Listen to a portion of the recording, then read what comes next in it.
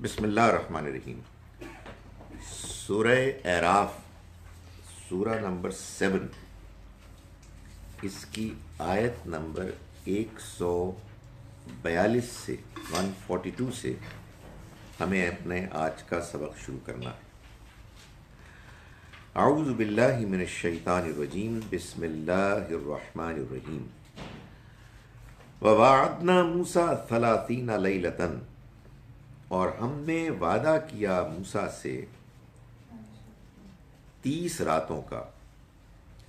فَأَتْمَمْنَاهَا بِعَشْرٍ، پھر ہم نے اس کو پورا کیا مزید 10 راتوں سے۔ فَتَمَّ مِيقَاتُ رَبِّهِ، تو اس نے اپنے رب سے ملاقات کو پورا کیا، یعنی جو ملاقات کی مدت تھی اس نے پوری کی 40 لیلتاً، 40 راتوں میں۔ یہ موسیٰ علیہ السلام اور بنی اسرائیل کا واقعہ ہے کہ جو سورہ اعراف میں وہاں بیان ہو رہا ہے، جہاں اللہ تعالیٰ نے یہ بتایا ہے کہ اللہ نے اپنے رسولوں کی قوموں کے بارے میں ہمیشہ یہ طریقہ اختیار کیا کہ جب رسول اپنی قوم کی طرف آتے اور قوم کے لوگ ان کے پیغام کا انکار کرتے، اللہ تعالیٰ ان کو سمجھانے کے لیے جو اہتمام ممکن ہوتا وہ کر دیتے۔ قوم کے لوگ اس کے باوجود انکار کرتے اور پھر کسی موقع پر ان پر عذاب آ جاتا۔ یہ بات اس لیے کی جا رہی ہے کہ نبی اکرم صلی اللہ علیہ وسلم کے جو اللہ کے رسول، آخری رسول تھے، آپ اپنی قوم کو ایڈریس کر رہے تھے اور ان کو یہ بتا رہے تھے کہ تم پر بھی عذاب آ جائے گا۔ تو یہ بات ان کو بتانے کے لیے، ان کو اس پر کنونس کرنے کے لیے، آخری حد تک ان پر بات پوری کرنے کے لیے اللہ نے پچھلی ان قوموں کا حوالہ دیا بار بار کہ جن کے معاملے میں اللہ نے یہ اہتمام کیا۔ اس میں ہم یہ دیکھتے ہیں کہ موسیٰ علیہ السلام کا ذکر قرآن مجید میں بہت آتا ہے، اور اس کی وجہ یہ معلوم ہوتی ہے کہ موسیٰ علیہ السلام جن حالات سے گزرے اور جو ان کا بیک گراؤنڈ تھا، نبی اکرم صلی اللہ علیہ وسلم کا بھی جو مشن تھا وہ اس سے بہت ملتا جلتا تھا۔ تو 5 رسولوں کا ذکر کرنے کے بعد، یعنی نوح، ہود، صالح، لوط اور شعیب علیہ السلام، اب یہ 6واں ذکر ہے جو چل رہا ہے اور انشاءاللہ چلتا رہے گا، اس لیے کہ یہ طویل ترین ذکر ہے موسیٰ علیہ السلام کی داستان کا قرآن مجید میں۔ جی سر، یہ نیا انہوں نے لگایا، یہ آن تو ہے؟ گریٹ، ٹھیک ہے، جزاک اللہ۔ ہاں میں بھی۔ سو فرمایا کہ وَوَعَدْنَا مُوسَىٰ 30 لَيْلَةً، یعنی بات یہاں تک پہنچ گئی تھی کہ موسیٰ علیہ السلام نے فرعون اور اس کی قوم کے سامنے اللہ کا پیغام پیش کیا، انہوں نے اس کا انکار کیا، اللہ نے ان کے سامنے بات بالکل واضح کر دی، طرح طرح کے واقعات ہوئے جن سے کسی بھی سوچنے سمجھنے والے، بغیر ضد کے بات کو سمجھنے والے کے لیے بات کو سمجھنا ممکن ہو جاتا، لیکن فرعون اور اس کی قوم کے لوگوں نے ڈٹائی کے ساتھ اس کا انکار کر دیا، تو پھر اللہ کا عذاب ان پر آ گیا۔ یہ بات بیان کرنے کے بعد یہ اللہ نے بتایا کہ چنانچہ موسیٰ علیہ السلام اپنی قوم کو لے کر دریا سمندر سے پار نکل گئے، ان کے سامنے ہی فرعون اور اس کی قوم، اس کا لشکر غرق ہو گیا۔ جب وہ گزرے اور وہ فلسطین کی طرف جانے لگے، فلسطین کی طرف کیوں جانے لگے؟ اس لیے کہ اللہ کا بنی اسرائیل کے بارے میں یہی منصوبہ تھا کہ یہ اب دنیا کے سامنے اللہ کے پیغام کے نمائندے بنیں گے، اور اس نمائندگی میں ان کو اللہ نے جو زمین دی، جس کا انتخاب کیا، وہ یہی فلسطین کی زمین ہے۔ تو وہاں ان کو موسیٰ علیہ السلام لے گئے. راستے میں ان کو کہیں کوئی بڑا شرک کا ملا گڑھا، جو اڈا، جہاں انہوں نے دیکھا کہ ایک بڑا بت ہے جس کی کہ پرستش کی جا رہی ہے. تو انہوں نے موسیٰ علیہ السلام سے اس کی فرمائش کی کہ ہمارے لیے بھی ایک ہونا چاہیے ایسا ہی کوئی بت جس کی ہم پرستش کریں. جس پر کہ موسیٰ علیہ السلام نے ان کو ڈانٹا. اور پھر اب یہ بات آگے بڑھی. اس ڈانٹ میں یہ بھی بتایا اللہ تعالیٰ نے کہ تمہیں ابھی تو نکالا ہے اتنے بڑے عذاب سے، اتنی مشکلات سے، اور یہ دعوت یہی تو بتا رہی ہے کہ ایک اللہ ہے کہ جس کی ماننی ہے، نہ کہ تم فرعون والوں کی طرح بت پرستی میں اور شرک میں مبتلا ہو جاؤ. سو وہ سارا واقعہ ہو گیا. تو اب اللہ تعالیٰ بتا رہے ہیں کہ وَوَعَدْنَا مُوسَىٰ ثَلَاثِينَ لَيْلَةً، ہم نے وعدہ کیا موسیٰ سے 30 راتوں کا. فَأَتْمَمْنَاهَا بِعَشْرٍ، تو ہم نے اس کو پورا کیا 10 مزید سے. فَتَمَّ مِيقَاتُ رَبِّهِ، تو انہوں نے اپنے رب سے ملاقات کو مکمل کیا 40 لیلتاً، 40 راتوں میں. یہ اللہ نے بلایا ان کو اپنی شریعت دینے کے لیے. معلوم ہوتا ہے کہ اللہ سے جب انسان، اور خاص طور پر اللہ کے پیغمبر اللہ کا پیغام پاتے ہیں تو اس کے لیے ایک تیاری کی ضرورت ہوتی ہے، روحانی تیاری، جس میں کہ وہ پوری طرح سے اس پیغام کو حاصل کرنے کے لیے پریپیئرڈ ہو جائیں. تو وہ اس کے لیے گئے اور جلدی چلے گئے. یعنی ظاہر ہے کہ یہ کوئی بری بات تو نہیں، لیکن بہرحال اللہ تعالیٰ کے ہاں اپنے پیغمبروں کے بارے میں جو لیول آف ایکسپیکٹیشن ہے وہ سب سے ہائی ہے. تو اللہ تعالیٰ نے یہ چاہا تھا کہ وہ بالکل ٹائم پہ آئیں، تو وہ اس سے پہلے آ گئے. تو اب اس کو سامنے رکھتے ہوئے اللہ نے اس پریپریشن میں 10 دن کا اضافہ کر دیا کہ اب آپ 40 راتیں ہیں جو یہاں رہیں گے. تو یہ اس کو بیان کیا جا رہا ہے.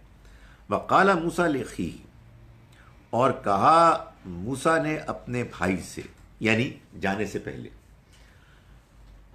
اخلفنی فی قومی، تم میری اس قوم میں میرے پیچھے جانشینی کرو گے. وَأَصْلِحْ، اور ان کی اصلاح کرنا، ان کی اصلاح کرتے رہنا. وَلَا تَتَّبِعْ سَبِيلَ الْمُفْسِدِينَ، اور تم فساد مچانے والوں، بگاڑ پیدا کرنے والوں کا راستہ اختیار نہ کرنا. یہ بات معلوم ہوتا ہے کہ اس وقت بھی نظر آ رہی تھی کہ کچھ لوگ تھے کہ جن کے ذہن میں بگاڑ تھا. انہی لوگوں میں کچھ عناصر موجود تھے. ظاہر ہے کہ بعض لوگوں نے جب یہ کہا کہ ہمیں کوئی معبود چاہیے، کوئی بت چاہیے جس کی پرستش کی جائے، تو معلوم ہوتا ہے کہ یہ ایک ٹینڈنسی نظر آ رہی تھی. اور موسیٰ علیہ السلام نے جاتے ہوئے اپنے بھائی کو اپنا نمائندہ جانشین بنایا اور ان کو اس بات پر بھی وارن کیا کہ ایسے لوگوں کے بارے سے ہوشیار رہو. فَلَمَّا جَاءَ مُوسَىٰ لِمِيقَاتِنَا، جب موسیٰ آئے ہماری ملاقات کو، وَكَلَّمَهُ رَبُّهُ، اور ان سے کلام کیا ان کے رب نے. قَالَ رَبِّ أَرِنِي، تو انہوں نے کہا کہ اے میرے رب تو مجھے دکھا، انظر الیک، کہ میں تجھے دیکھوں، یعنی مجھے یہ موقع دے کہ میں تجھے دیکھ سکوں. اللہ تعالیٰ کو دیکھنے کا شوق ہونا چاہیے، بڑی نیچرل سی بات ہے. قرآن مجید میں یہ بات معلوم ہوتی ہے کہ ایک جگہ جب بنی اسرائیل نے یہ فرمائش کی تو اللہ تعالیٰ نے ڈانٹ دیا. ارنا اللہ جہرتاً، دکھاؤ ہمیں اللہ کھلم کھلا. فاخذتہم الصاعقہ، تو ان کو بجلی کی کڑک نے آ پکڑا. تو یہاں اللہ کے پیغمبر خود فرمائش کر رہے ہیں. تو معلوم یہ ہوتا ہے کہ یہ اللہ کو دیکھنے کا تقاضا کم سے کم 2 طرح کا ہو سکتا ہے. ایک تو اللہ سے ملاقات کے شوق میں، اور ایک انکار کے لیے. بھائی کوئی ہے تمہارا اللہ تو دکھاؤ، دلائل نہ پیش کرو.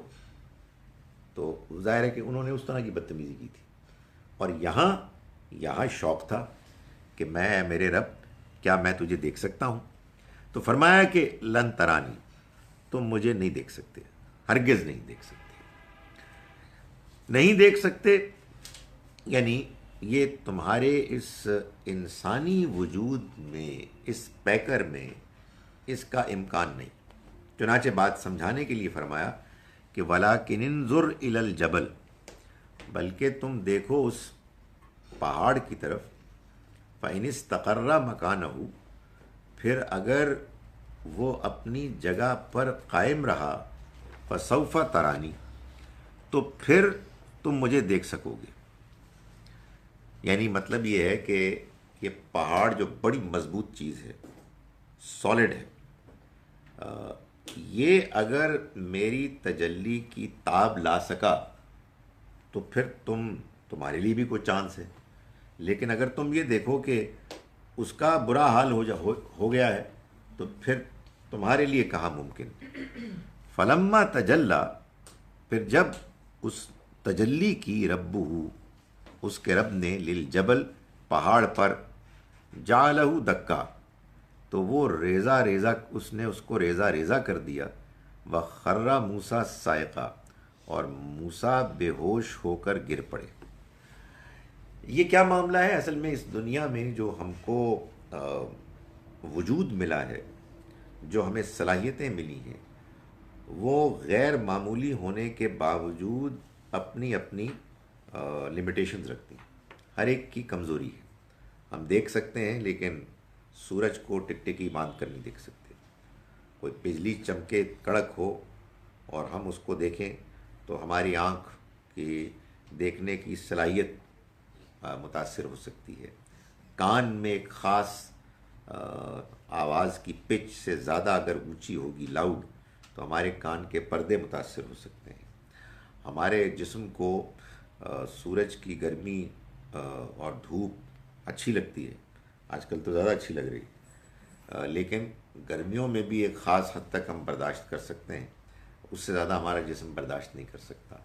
تو اللہ تعالیٰ نے یہ بات سمجھائی کہ دیکھو، اس دنیا میں رہتے ہوئے تمہارے لیے یہ ممکن نہیں ہے کہ ہر وہ چیز کہ جو تم چاہتے ہو کہ کرو وہ تم کر سکو. چنانچہ تمہارے لیے اس جسمانی وجود میں اب ان آنکھوں سے مجھے دیکھنا ممکن نہیں. یہ پہاڑ جو بہت مضبوط ہے، جس کے بارے میں تمہارا خیال یہ ہے کہ یہ شاید اپنی جگہ سے ہل نہیں سکتا، اس کے لیے بھی یہ ممکن نہیں ہے. تو جب یہ بات، یہ تجربہ اللہ تعالیٰ نے ان کو دکھایا تو موسیٰ علیہ السلام اس کو دیکھ کے بے ہوش گر پڑے. فلما افاقا، جب انہیں ہوش آیا، قال سبحانک، تو انہوں نے فرمایا کہ پاک ہے تو ہر عیب سے. یعنی مطلب یہ ہے کہ تو نے اگر مجھ کو اپنے آپ کو دیکھنے سے روکا تو تیرا فیصلہ صحیح تھا، تیرا فیصلہ غلط ہو ہی نہیں سکتا. تو پاک ہے ہر عیب سے.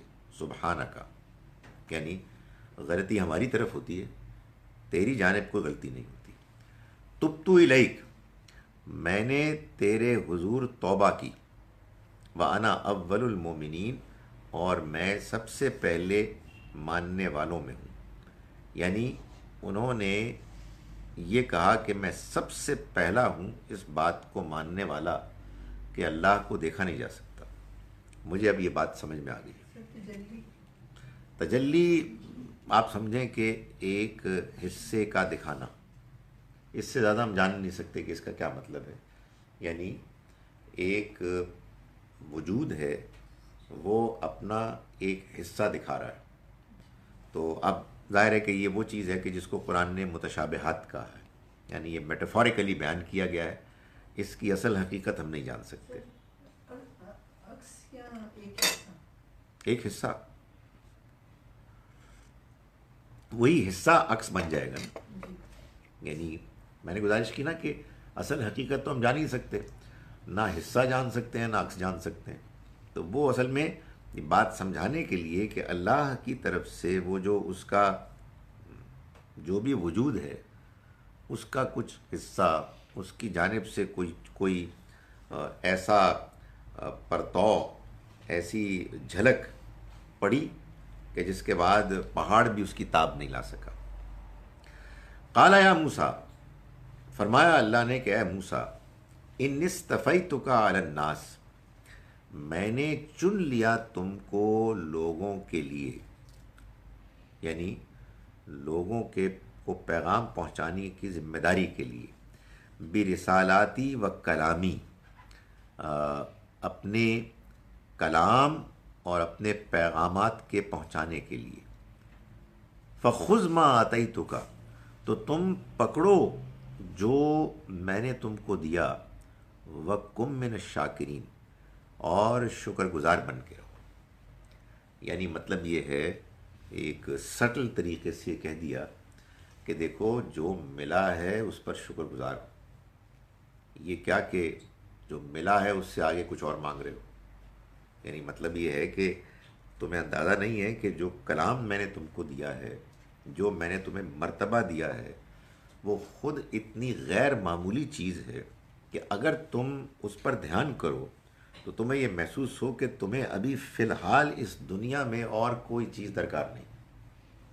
اس کی حیثیت کو پہچانو، اس کی قدر کرو، تو تمہیں پھر کسی اور چیز کے مانگنے کی ضرورت نہیں پیش آئے گی۔ تو یہ جو کچھ ہم نے تمہیں دیا ہے اس کو سمجھو۔ یہ ایک حقیقت ہے کہ لوگ خدا تعالیٰ جو کچھ دیتا ہے اس کی ہم چونکہ قدر نہیں کرتے تو ہمیں اندازہ ہی نہیں ہوتا کہ جو ملی ہے چیز وہ کتنی بے پناہ ہے۔ تو تم جو کچھ میں نے تم کو دیا ہے اس کو مضبوطی سے پکڑو۔ میں نے تمہیں چن لیا ہے تمام انسانوں کے لیے اپنے پیغامات، اپنے کلام کو پہنچانے کے لیے۔ وَكَتَبْنَا لَهُ فِي الْأَلْوَاحِ، اور ہم نے لکھ دیا تختیوں پر، من کل شیء موعظۃ، نصیحت ہر قسم کی، وتفصیلا لکل شیء، اور ہر چیز کی تفصیل۔ نصیحت اور تفصیل کس کی؟ یعنی دین اور شریعت میں جو کچھ بھی درکار تھا اللہ نے سب کچھ بیان کر دیا۔ یہ ہمارے ہاں چونکہ بعض لوگ زبان اس کے پس منظر کے ساتھ نہیں سمجھتے، اور وہ سمجھتے ہیں کہ زبان آپ نے ایک مرتبہ کہیں پڑھ لی تو بس اس کی لاجک اپنے ذہن سے آپ بنا سکتے ہیں، تو پھر پے در پے غلطیاں ہوتی ہیں۔ ہمارے ہاں بعض لوگوں نے اس آیت اور اسی طرح کی ایک آیت ہے سورہ انعام میں، اس کی روشنی میں یہ سمجھا کہ اللہ تعالیٰ نے تورات میں بھی اور قرآن میں بھی تفصیلا لکل شیء کر دیا، ہر چیز کی تفصیل کر دی، ہر چیز۔ تو اس کے بعد ایسے بھی لوگ ہیں جو آپ کو سائنس بھی اسی میں سے نکال کے دیتے ہیں، ٹیکنالوجی بھی یہیں سے نکال کے دیتے ہیں۔ میں مذاق نہیں کر رہا، حد یہ ہے کہ کھانے پینے کی جو ریسیپیز ہیں وہ بھی یہیں سے نکالتے ہیں۔ تو وہ تو پھر کوئی انتہا نہیں ہے نا انسان کے دماغ کی۔ اور ہوا کیا ہے؟ ہوا یہ غلطی کہ آپ نے یہ نہیں سمجھا کہ اللہ تعالیٰ جب کوئی بات بیان کرتے ہیں، کلام میں جب بھی بات ہوتی ہے اس کا اپنا ایک کانٹیکسٹ ہوتا ہے۔ اور وہ جیسے ہم دیکھتے ہیں نا کہ اللہ تعالیٰ فرماتے ہیں کہ اس کو ہم جہنم میں ڈال دیں گے ہمیشہ کے لیے، ہمیشہ کے لیے۔ تو میں اس کو بات سمجھانے کے لیے میں بعض اوقات مثال دیتا ہوں اپنے اسٹوڈنٹس کو کہ اگر میں تم کو یہ کہوں فرسٹ سیمسٹر میں کہ تم نے اگر بدتمیزی کی نا تو تمہارے سینے پہ ایک لگے گا ایک بیج، ایک نشان، جس میں یہ ہوگا کہ یہ بدتمیز لڑکا ہے، ہمیشہ کے لیے۔ اس ہمیشہ کا مطلب ہے 8 سیمسٹرز۔ بس ہر چیز کا ایک کانٹیکس ہوتا ہے، ہر چیز کا ایک زمانہ ہوتا ہے۔ تو یہاں جو بات ہو رہی ہے وہ یہ نہیں ہو رہی ہے کہ راکٹ کیسے بنے گا، یا آپ انفارمیشن ٹیکنالوجی میں کیسی نئی نئی چیزیں لائیں گے، ہر چیز کی تفصیل نہیں۔ یہ اصل میں جو اللہ نے دین کے حوالے سے اپنے بندوں کی رہنمائی کی غرض سے جو کچھ دینا چاہا اس کی تفصیل یہاں بیان کر دی۔ ہمارے ہاں اسی غلط فہمی کی وجہ سے بعض لوگوں نے یہ نقطہ نظر قائم کر لیا کہ چلو ہر چیز کی تفصیل نہیں، دین کی تو ساری تفصیل یہی ہے نا، چنانچہ انسان کو قرآن کے علاوہ اور کچھ نہیں چاہیے، قرآن مجید ہمارے لیے بس کافی ہے۔ تو ظاہر ہے کہ ان کو یہ بتانے کی ضرورت پیش آتی ہے کہ قرآن مجید میں تو یہ بھی نہیں بتایا کہ نماز کیسے پڑھنی ہے، تو اس میں ساری تفصیل کہاں سے آ گئی؟ یعنی اس سے مراد یہ ہے کہ اللہ کے کلام میں جو ساری تفصیل ہو سکتی ہے وہ سب کچھ بیان کر دی۔ اس کی ایک دوسری ایکسٹریم وہ ہے کہ جو لوگ کہتے ہیں جی کہ چونکہ قرآن میں ساری تفصیل نہیں ہے اس لیے وہ ساری باتیں جو ہسٹری میں، جو تاریخ میں، جو حدیث میں آئی ہیں وہ سب دین ہیں، اس لیے کہ اصل میں وہ نبی صلی اللہ علیہ وسلم کا عمل ہے اور ارشادات ہیں۔ خیر وہ ایک بڑا لمبا چوڑا ایک بحث ہے، لیکن میں جو گزارش کر رہا ہوں وہ یہ ہے کہ یہاں یہ بات جو بیان ہوئی ہے اس کا اپنا جو کانٹیکسٹ ہے اس کے لحاظ سے اللہ تعالیٰ اس بات کو اصل میں ایمفسائز کر رہے ہیں۔ اس طرح کا جو انداز ہوتا ہے نا یہ ایمفسائز کرنے کا ہوتا ہے، یار ساری باتیں تو تمہیں بتا دی، سب کچھ تو تمہیں بتا دی ہے، یعنی مطلب یہ ہے کہ جو باتیں اس موضوع سے متعلق اس موقع پر بتانی چاہیے تھیں سب کچھ بتا دی۔ تو اللہ تعالیٰ نے یہاں یہ فرمایا کہ دیکھو ہم نے لکھ دیا اس کے لیے الواح میں، تختیوں میں نصیحت کی ہر چیز، یعنی واعظ نصیحت کے لیے کی غرض سے جو باتیں کہنی مقصود تھی بیان کر دی۔ یہ بات بالکل صحیح ہے کہ قرآن مجید میں بھی اللہ نے جو نصیحت کرنی تھی وہ کر دی ہے۔ اب مجھے آپ کو الگ سے کوئی تقریریں کرنے کی ضرورت نہیں، خدا کا کلام ہے، اس کلام میں اللہ نے لوگوں کی رہنمائی کی ہے، اس رہنمائی کو واضح کرنا چاہیے۔ اور تفصیل لکل شیء، دین شریعت احکام میں بھی اس نے ہر چیز کی تفصیل بیان کر دی ہے جو اللہ کو اپنے بندوں کو بتانی مقصود تھی۔ فَخُذْهَا بِقُوَّةٍ، چنانچہ تم پکڑو اس کو مضبوطی کے ساتھ۔ مضبوطی کے ساتھ ظاہر ہے کہ آبویسلی اس کی کونوٹیشن میں کوئی فزیکل چیز نہیں ہے، بلکہ اس میں دلچسپی لو، اس کو سمجھو، اس کو سیریسلی لو، اس کو اگنور نہ کرو اور دہراتے رہو اور آپس میں اس کو ڈسکس کرتے رہو۔ وَأْمُرْ قَوْمَكَ يَأْخُذُوا بِأَحْسَنِهَا، اور اپنی قوم کو بھی حکم دو کہ وہ اس کے عمدہ طریقے کی پیروی کریں، یعنی اس کے اس کلام کے اس پہلو کی پیروی کریں جو سارے کا سارا عمدہ ہے، یعنی اس کو اختیار کریں، اس کی عمدگی کو، اس میں جو بہترین اللہ کی طرف سے ہدایات ہیں، نصیحت ہے، رہنمائی ہے۔ سَأُورِيكُمْ دَارَ الْفَاسِقِينَ، میں عنقریب تمہیں نافرمانوں کا ٹھکانہ دکھاؤں گا۔ یعنی وہ سفر میں جا رہے تھے نا، تو اللہ تعالیٰ نے فرمایا کہ اب یہ تو میں نے تمہیں کلام دے دیا، اب تم دیکھو گے راستے میں تمہیں وہ بستیاں نظر آئیں گی کہ جو میری نافرمان تھیں اور میں نے ان کو الٹ دیا، تاکہ تمہارے اندر وہ سنجیدگی پیدا ہو کہ جس کے بغیر انسان خدا تعالیٰ کے پیغام کی قدر کر ہی نہیں سکتا۔ تو اس کے لیے میں تمہیں وہ مقامات دکھاؤں گا کہ جن مقامات کو اگر دیکھنے میں تم نے اپنے ذہن کو کھلا رکھا اور صحیح رویہ اختیار کیا تو تمہیں یہ احساس ہوگا کہ اللہ کی طرف سے جو تم کو رہنمائی ملی ہے وہ کتنی قیمتی ہے۔ سَأَصْرِفُ عَنْ آيَاتِيَ الَّذِينَ يَتَكَبَّرُونَ فِي الْأَرْضِ بِغَيْرِ الْحَقِّ، مگر یہ بھی ساتھ وارن کر دیا کہ دیکھو میں ہٹا دوں گا اپنی آیات سے ان لوگوں کو کہ جو زمین میں تکبر کرتے ہیں ناحق۔ یعنی یہ جو پیغام میں تم کو دوں گا یہ نہ سمجھو کہ یہ سارے کے سارے ہی اختیار کر لیں گے، یہاں سے جو کچھ بیان ہوا ہے اس سے تو اس کو اگر بیان کیا جائے تو مطلب یہ میں ہٹا دوں گا۔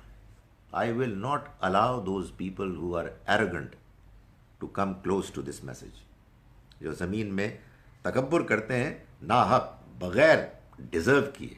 ظاہر تکبر کوئی بھی ڈیزرو نہیں کرتا، یعنی ایک آدمی ہے جس کی بس چند سالہ زندگی ہے، اس کی کمزوریاں ناتوانیاں ہیں، لیکن اس کے باوجود اپنے آپ کو بڑا سمجھتا ہے. تو اللہ تعالیٰ اس بارے میں اتنے زیادہ کلیئر اور حساس ہیں کہ فرمایا کہ جو زمین میں تکبر کرتا ہے، اپنے آپ کو بڑا سمجھتا ہے چھوٹا ہونے کے باوجود، میں اس کو اپنی آیات سے ہٹا دوں گا. یعنی آئی will not allow him or her to take interest in it. وہیں یرو کل آیتن، اور اگر وہ دیکھیں ہر طرح کی نشانی، لا یؤمنون بہا، وہ اس پر ایمان نہیں لائیں گے.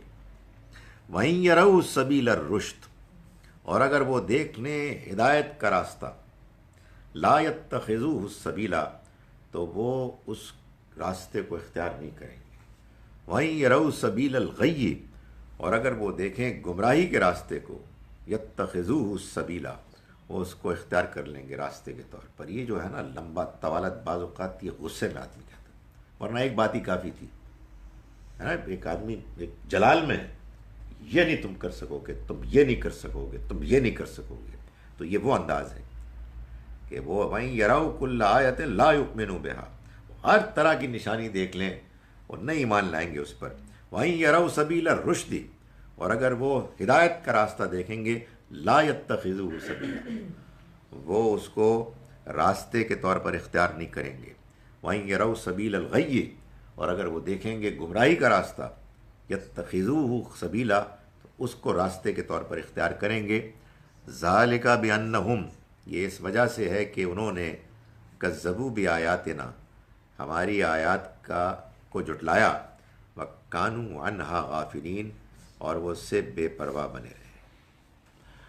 میرا خیال ہے کہ قرآن نے جس مضمون کو سب سے زیادہ بیان کیا ہے وہ یہی ہے کہ اللہ ہدایت کس کو دیتا ہے اور اللہ ہدایت کس کو نہیں دیتا. بات دو جملوں میں، مگر اس کو اتنا ایکسپلین کیا ہے، اس لیے کہ سب سے امپورٹنٹ بات یہی ہے کہ بات یہ ہے کہ آپ کو دنیا میں نے سمجھنے کے لیے، رہنمائی کے لیے قدم قدم پر امکانات دیے، آپ کے اندر خیر اور شر کے درمیان فرق کرنے کی صلاحیت دی، آپ کو عقل دی، آپ کو ضمیر دیا، آپ کو تجربے دیے، اور اس کے بعد آپ جانتے بوجھتے ہوئے غلط راستے کو اختیار کریں، خدا کی دی ہوئی نشانیوں کو آپ اگنور کریں. تو اس کے بعد یہ نہیں ہو سکتا کہ آسمان سے اللہ کی وحی آئے اور انسان اس وحی کے بارے میں ایکسائٹڈ ہو جائے، یار یہ this is what I was waiting for desperately. نہیں، آپ ویٹ نہیں کر رہے تھے، آپ نے تو اس کا بھی لحاظ نہیں رکھا جو آپ کے پاس پہلے سے ہے. تو اس کا کیسے لحاظ رکھیں گے کہ جو آسمان سے آئے گی. اس کو شاید میں نے پہلے ہی بتایا کہ مسیح علیہ السلام نے فرمایا کہ جس کو ایک دھیلے میں امین بنایا اور اس میں بددیانتی اس نے کی، اس کو اشرفیوں کی خزانے کا امین کیسے بنایا جا سکتا ہے. یعنی جس نے اپنی زندگی میں چھوٹی چھوٹی چیزوں میں بے ایمانی کی، یہ کیسے ہو سکتا ہے کہ خدا کی طرف سے وحی آئے اور وہ اس میں دلچسپی لینے لگے. تو فرمایا کہ یہ اس لیے ہوا کہ انہوں نے ہماری نشانیوں کو چھٹلایا اور وہ اس سے غافل رہے. والذین کذبوا بآیاتنا، اور وہ لوگ کہ جو ہماری نشانیوں کو جھٹلاتے ہیں، ولقاء الآخرہ، اور آخرت کی ملاقات کو جھٹلاتے ہیں. حبطت اعمالہم، ان کے اعمال ضائع ہو گئے. اعمال ضائع ہو گئے یعنی نیکی کے اعمال. نیکی ہر انسان کرتا ہے، نیکی کرنا آدمی کی مجبوری ہے. اس کی وجہ یہ ہے کہ نیکی اگر آپ نہیں کریں گے تو مر جائیں گے آپ. تو انسان برائی کے ساتھ ساتھ پھر کچھ نیکی کرتا ہے، لیکن ایک نیکی وہ ہوتی ہے کہ جو جینوئن ہوتی ہے، یعنی اس کے اندر یہ صلاحیت ہوتی ہے، اس کے اندر یہ رجحان ہوتا ہے کہ وہ چھا جائے. کمزور ہوتی ہے، مقابلہ ہوتا ہے، لیکن خواہش یہی ہوتی ہے کہ نیکی چھا جائے، اچھائی چھا جائے. اور ایک نیکی وہ ہوتی ہے جو ابھی ہم نے پڑھی، جو محض ایک دکھاوا ہوتی ہے، یعنی اس میں وہ جان نہیں ہوتی، اور اس کا نتیجہ یہ نکلتا ہے کہ انسان کے اوپر برائی کا ایسا غلبہ ہو جاتا ہے کہ وہ نیکی بے معنی ہو جاتی ہے.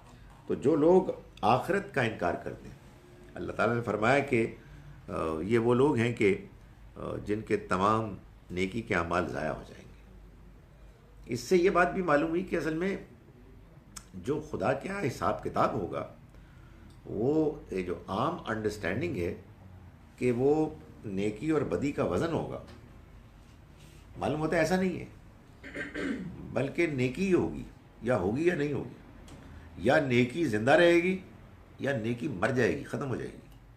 تو اصل میں کیا ہے کہ زندگی میں اصل کام جو ہم کرتے ہیں وہ نیکی ہے۔ اب یا آپ اپنی نیکی کو پریزرو کرتے ہیں اور بدی کو یہ موقع نہیں دیتے کہ وہ آپ کی نیکی کو کھا جائے، اس کو ضائع کر دے۔ کیسے؟ جب بدی ہوتی ہے آپ معافی مانگتے ہیں، آپ افسوس کرتے ہیں، آپ شرمندہ ہوتے ہیں، تاکہ آپ کے اندر کی نیکی، اچھائی یہ زندہ رہے۔ اور دوسرا امکان یہ ہے کہ برائی اتنی منہ زور ہو جاتی ہے، اتنی نمایاں ہو جاتی ہے کہ پھر نیکی بیکار ہو جاتی ہے۔ فویل للمصلی، بربادی ہو ان نمازیوں کے لیے، الذین هم عن صلاتهم ساہون، جو اپنی نماز کی حقیقت سے غافل ہیں، الذین هم یراؤن، جو دکھاوا کرتے ہیں۔ امید ہے آپ نے سنی ہوگی یہ آیات۔ یہ وہ آیات ہیں جو واضح کر رہی ہیں کہ یہ اصل میں نیکی کرتے تھے لیکن بیکار تھی وہ۔ تو فرمایا کہ والذین کذبوا بآیاتنا، وہ لوگ کہ جنہوں نے ہماری آیات کو جھٹلایا، بلقاء الآخرہ، اور آخرت کی ملاقات کو، حبطت اعمالہم، ان کے اعمال ضائع ہو گئے۔ هل یجزون الا ما كانوا یعملون، اور اب کیا بدلے میں اس کے سوا کچھ پائیں گے جو کرتے رہے ہیں، یعنی کیا پا سکتے ہیں؟ یہی ہے کہ جو ان کو مل رہا ہے یہی اصل میں ان کا بدلہ ہے۔ وَاتَّخَذَ قَوْمُ مُوسَىٰ مِن بَعْدِهِ مِنْ حُلِيِّهِمْ عِجْلًا جَسَدًا، اور بنا لیا موسیٰ کی قوم نے ان کے بعد ان کے زیورات میں سے عجلاً جسدن، ایک بچھڑا، جسدن یعنی ایک دھڑ، لہو خوار، جس میں سے آواز نکلتی تھی بیل کی۔ یہ معلوم ہوتا ہے کہ ان لوگوں نے، ان عناصر نے موسیٰ علیہ السلام کے فالوورز میں سے کہ جو پہلے ہی رجحان رکھتے تھے شرک کی طرف اور انہوں نے معبود کی فرمائش کی تھی، انہوں نے پھر زیورات اکٹھے کیے اور اس سے پھر ایک بچھڑا بنایا جس کی کہ پرستش کی جائے۔ مصر میں یہ رہے تھے فرعون کی قوم کے ساتھ جہاں شرک ہوتا تھا، تو obviously وہاں بت بنانے کی جو صنعت تھی اس میں بڑی لوگوں کے اندر ایک ایکسپرٹیز پیدا ہو گئی تھی۔ اب ہم سمجھتے ہیں کہ سائنس ٹیکنالوجی کی ترقی کے نتیجے میں کہ باقی جو پچھلے دور کے لوگ تھے سارے بیوقوف تھے، نہیں، اللہ نے انسان کو جو ذہانت صلاحیت دی ہے، آپ جس فیلڈ میں زور لگانا شروع کرتے ہیں آپ بڑی زبردست چیزیں اس میں دریافت کرتے ہیں۔ تو یہ کوئی خاص بات نہیں، کوئی ایسی مشکل چیز نہیں ہے کہ وہ انہوں نے ایسے ڈیزائن کیا، ظاہر ہے پگھلا کر اور پھر اس کو زیورات کو، سونے کو، کہ وہ ایک بچھڑا بنا اور اس میں جب ہوا جاتی تو بیل کی سی آواز آتی، لہو خوار۔ یہ کیا چیز ہے؟ اس سے آدمی امپریس ہوتا ہے۔ یعنی دنیا میں بیوقوفی کی بھی بہت سی شکلیں، بہت سے لوگ ہوتے ہیں کہ جو بعض ظاہری چیزوں سے بہت متاثر ہوتے ہیں۔ تو اب یہ کہ ایک بچھڑا ہے اور ہوا آ رہی ہے، اس میں سے آواز آ رہی ہے، یہ بہت ہی، تو یہ تو اللہ میں ہی ہو سکتی ہے۔ فرمایا الم یرو، کیا انہوں نے نہیں دیکھا، انہ لا یکلمہم، کہ تو وہ تو ان سے کلام بھی نہیں کر سکتا، ولا یہدیہم سبیلا، اور نہ ان کی وہ رہنمائی کر سکتا۔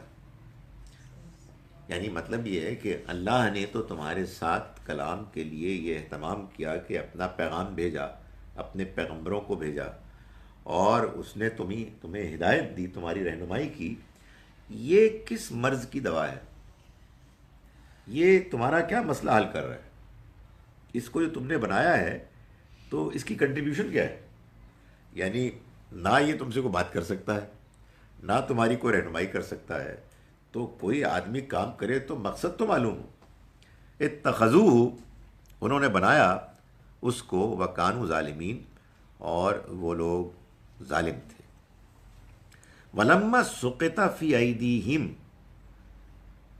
پھر جب وہ پچھتائے، ورأوا انہم قد ضلوا، اور انہوں نے دیکھا کہ وہ گمراہ ہو گئے ہیں۔ یہ جو ہے نا لما سقط فی ایدیہم، پھر جب وہ پچھتائے، تو اس میں آپ زیادہ کوشش نہ کریں کہ آپ اس کا لٹرل ترجمہ کریں، ہوتے ہیں نا بعض محاورے، یہ اس طرح کی چیز ہے۔ سقطا، گر پڑا، فی ایدیہم، ان کے ہاتھوں میں، لیکن یہ بس یہ تو لٹرل ٹرانسلیشن ہے، کہ مطلب یہ ہے کہ جب وہ پچھتائے، ان کو ورأوا انہم قد ضلوا، اور ان کو احساس ہوا کہ وہ بھٹک گئے، قالو، انہوں نے کہا لئن لم یرحمنا ربنا، اگر ہمارے رب نے ہم پر رحم نہ کیا، ویغفر لنا، اور ہمیں معاف نہ کیا، لنکونن من الخاسرین، تو ہم لازماً نقصان اٹھانے والوں میں سے ہو جائیں گے۔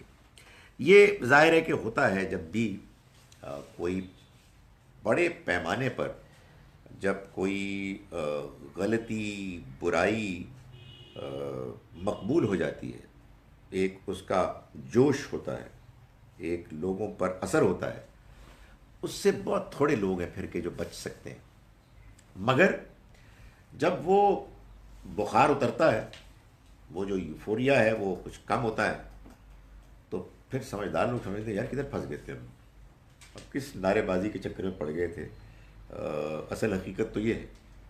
تو یہ ہمیشہ ہی ہوتا ہے کہ آدمی متاثر ہوتا ہے، تو ظاہر ہے کہ جب وہ بت بنا ہوگا اور سب لوگ اس میں آئے ہوں گے اور اس کو انہوں نے سیلیبریٹ کیا ہوگا اور اس کے بارے میں باتیں ہو رہی ہوں گی، تو سب لوگ بہت متاثر ہوئے، لیکن پھر ان میں سے بہت سے لوگوں نے ریئلائز کیا کہ بھائی یہ تو گڑبڑ ہو گئی ہے، تو ہم ایسی بیوقوفی کر رہے تھے، تو ان کو معلوم ہو گیا کہ وہ بھٹک گئے، تو انہوں نے کہا کہ اگر ہمارا رب ہم کو معاف نہ کرے اور ہم پر رحم نہ فرمائے، تو ہم لازماً ہو جائیں گے نقصان اٹھانے والوں میں سے۔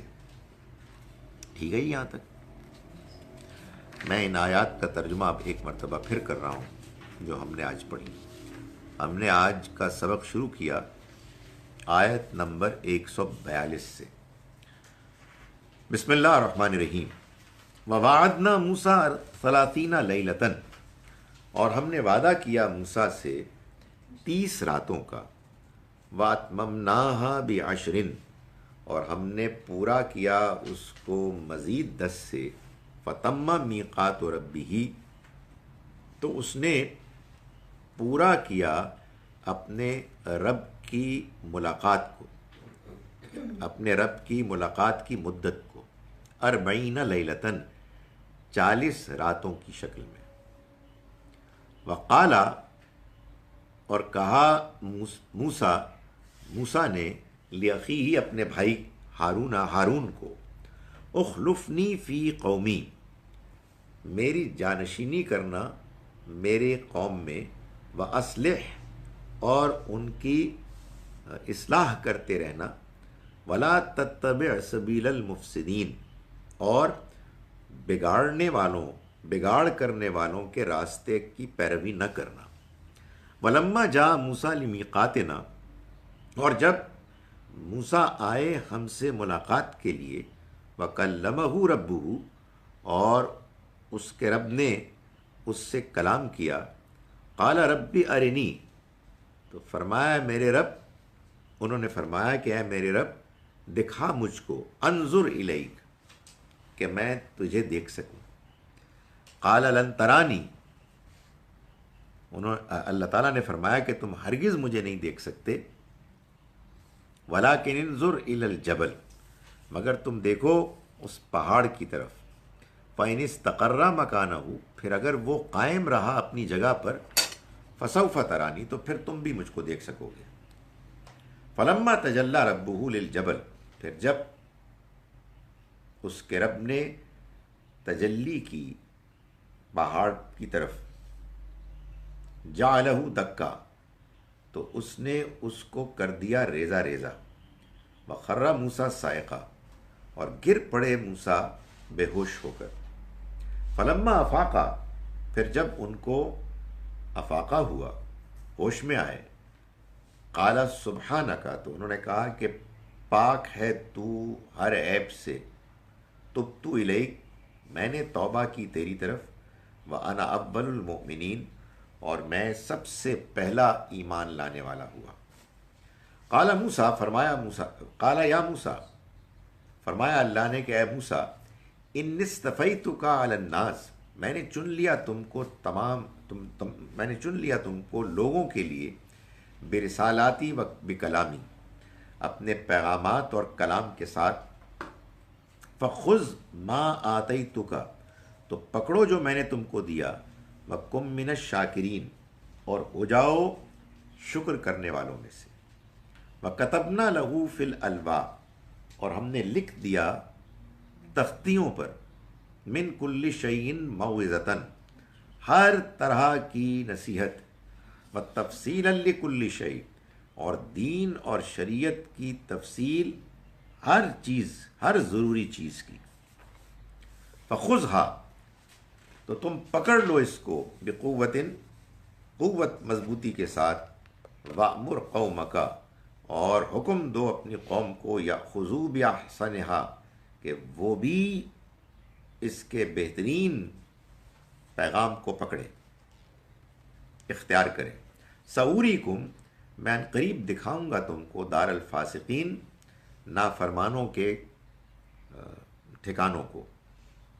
ساصرف عن آیاتی، اور میں ہٹا دوں گا اپنی نشانیوں سے، الذین یتکبرون فی الارض، ان لوگوں کو کہ جو زمین میں تکبر کرتے ہیں، بغیر الحق، نا حق. وَإِن يَرَوْا كُلَّ آیَةٍ، اور اگر وہ دیکھیں ہر طرح کی نشانی، لا یؤمنوا بها، وہ نہیں ایمان لائیں گے ان پر. وَإِن يَرَوْا سَبِيلَ الرُّشْدِ، اور اگر وہ دیکھیں ہدایت کا راستہ، لا يَتَّخِذُوهُ السَّبِيلَ، وہ نہیں اختیار کریں گے اس کو راستے کی حیثیت میں. وَإِن يَرَوْا سَبِيلَ الْغَيِّ، اور اگر وہ دیکھ لیں گمراہی کا راستہ، يَتَّخِذُوهُ السَّبِيلَ، تو وہ اختیار کریں گے اس راستے کو. ذَلِكَ بِأَنَّهُمْ، یہ اس وجہ سے کہ وہ کذبوا بآیاتنا، انہوں نے جھٹلایا، جھوٹ قرار دیا ہماری آیات کو. وَكَانُوا عَنْهَا غَافِلِينَ، اور وہ اس سے بے پرواہ بنے رہے. وَالَّذِينَ كَذَّبُوا بِآیاتنا، اور وہ لوگ کہ جنہوں نے ہماری آیات کو جھٹلایا. وَلِقَاءِ الْآخِرَةِ، اور آخرت کی ملاقات کو. حَبِطَتْ أَعْمَالُهُمْ، ان کے اعمال ضائع ہو گئے. هَلْ يُجْزَوْنَ إِلَّا مَا كَانُوا يَعْمَلُونَ، اور کسی چیز کی وہ جزا دیے جا سکتے ہیں سوائے اس کے کہ جو انہوں نے عمل کیے. وَاتَّخَذَ قَوْمُ مُوسَىٰ مِن بَعْدِهِ، اور بنا لیا موسیٰ کی قوم نے ان کے جانے کے بعد، من حلیہم، اپنے زیورات میں سے، عجلاً جسداً، ایک بچڑا، یعنی اس کا دھڑ، لہو خوار، جس میں سے بیل کی آواز نکلتی. الم یرو، کیا انہوں نے نہیں دیکھا، انہ لا یکلمہم، کہ وہ تو ان سے بات بھی نہیں کرتا. ولا یہدیہم سبیلا، اور نہ ہی ان کو راستہ دکھاتا، رہنمائی کرتا ہے راستے کی. اتخذوہ، انہوں نے بنا لیا اس کو. وکانوا ظالمین، اور وہ ظالم تھے. ولما سقط فی ایدیہم، پھر جب وہ پچھتائے. ورأوا انہم قد ضلوا، اور انہیں احساس ہوا کہ وہ بھٹک گئے. قالوا، تو انہوں نے کہا، لئن لم یرحمنا ربنا، اگر ہمارے رب نے ہم پر رحم نہ کیا، ویغفر لنا، اور ہمیں معاف نہ کیا، لنکونن من الخاسرین، تو ہم لازماً نقصان اٹھانے والوں میں سے ہو جائیں گے. اقول قولی ھذا واستغفر اللہ لي ولکم. یہاں پر انہوں نے کہا کہ انہوں نے کلام کیا، تو وہ کیا مطلب؟ یعنی مطلب یہ ہے کہ وہ جو بچڑا بنایا ہے، یہ کیا ان سے کوئی بات چیت کرتا ہے؟ نہیں، وہ 40 دن جب آپ گئے تھے تو اللہ نے ان سے کلام کیا. جی جی، اور کلام بھی ایسے کیا کہ ایک جو اور جگہ سے اللہ تعالیٰ کے بیان سے معلوم ہوتا ہے کہ جیسے کلام کیا جاتا ہے. اچھا، یعنی کیا ہے وہ، کلم ہاں، کلم اللہ موسیٰ تکلیما، اللہ نے موسیٰ سے کلام کیا، یہ نہیں کہ انڈائریکٹلی، ڈائریکٹلی دیکھا نہیں، صرف دیکھا حضرت موسیٰ سے ہی کلام کیا ہے. Absolutely absolutely. سر لیکن اگر ان کی نظر برداشت نہیں کر سکتی تھی تو یہ ڈائریکٹ کلام کیسے ابزارب کیا انہوں نے؟ وہ کوئی بات درمیان میں لگا دی ہوں گی نا کچھ. یہ ڈیپ میں نہیں جا سکتا. یعنی اللہ تعالیٰ یہ بتا رہے ہیں کہ کوئی ایسا تجربہ ان کو ہوا جس میں ان کے ساتھ کنورسیشن بالکل ڈائریکٹ تھی. تو بڑی بات، اس کو اللہ نے موسیٰ علیہ السلام کی ایک بڑے شرف کے طور پر پیش کی. ایک جگہ فرمایا نا کہ تلک الرسل فضلنا بعضهم علی بعض، یہ جو رسول ہیں ان میں سے ہم نے بعضوں کو بعضوں پر فضیلت دی. منہم من کلم اللہ، پہلی مثال دی ان میں سے وہ بھی ہیں جن سے اللہ نے کلام کیا. تو کوئی کہہ سکتا ہے کلام تو اللہ نے سارے نبیوں سے کیا اس لیے کہ پیغام تو سب کو بھیجا، نہیں، یہ اسپیشل کلام تھا. اور موسیٰ کیا ہے تمہارا، ٹھیک ٹھاک؟ تو موسیٰ علیہ السلام جواب دیا یہ کلام.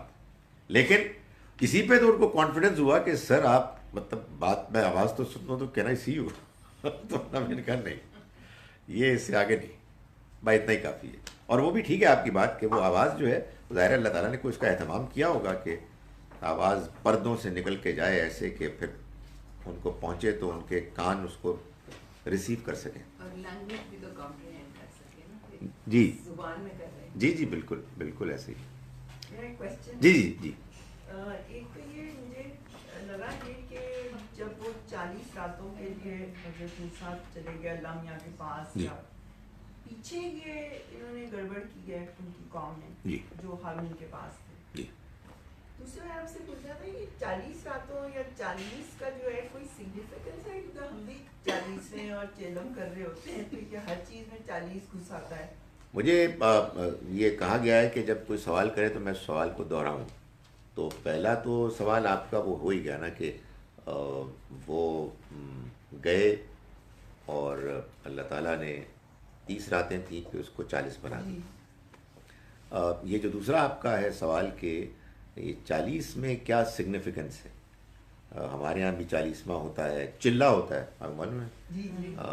وہ جو روحانی بعض لوگ ایکسرسائز کرتے ہیں اس میں چلہ ہوتا ہے. تو آج ہم نے پڑھ لیا کہ اس کی کوئی سگنیفیکنس ہے ہی نہیں، اس لیے کہ ان ریئلٹی 40 کیا ہے، 30 + 10 ہے. اگر کوئی سگنیفیکنس ہوتی تو 30 کی ہوتی. ایک تو یہ کہ اللہ میاں نے تجویز کیا، دوسرے مہینے بھی بنائے تو آن دی ایوریج 30 ہیں، تو کچھ بھی نہیں. دیکھیں بات یہ ہے کہ ایک ریلیجن ہے اللہ کا، اور ایک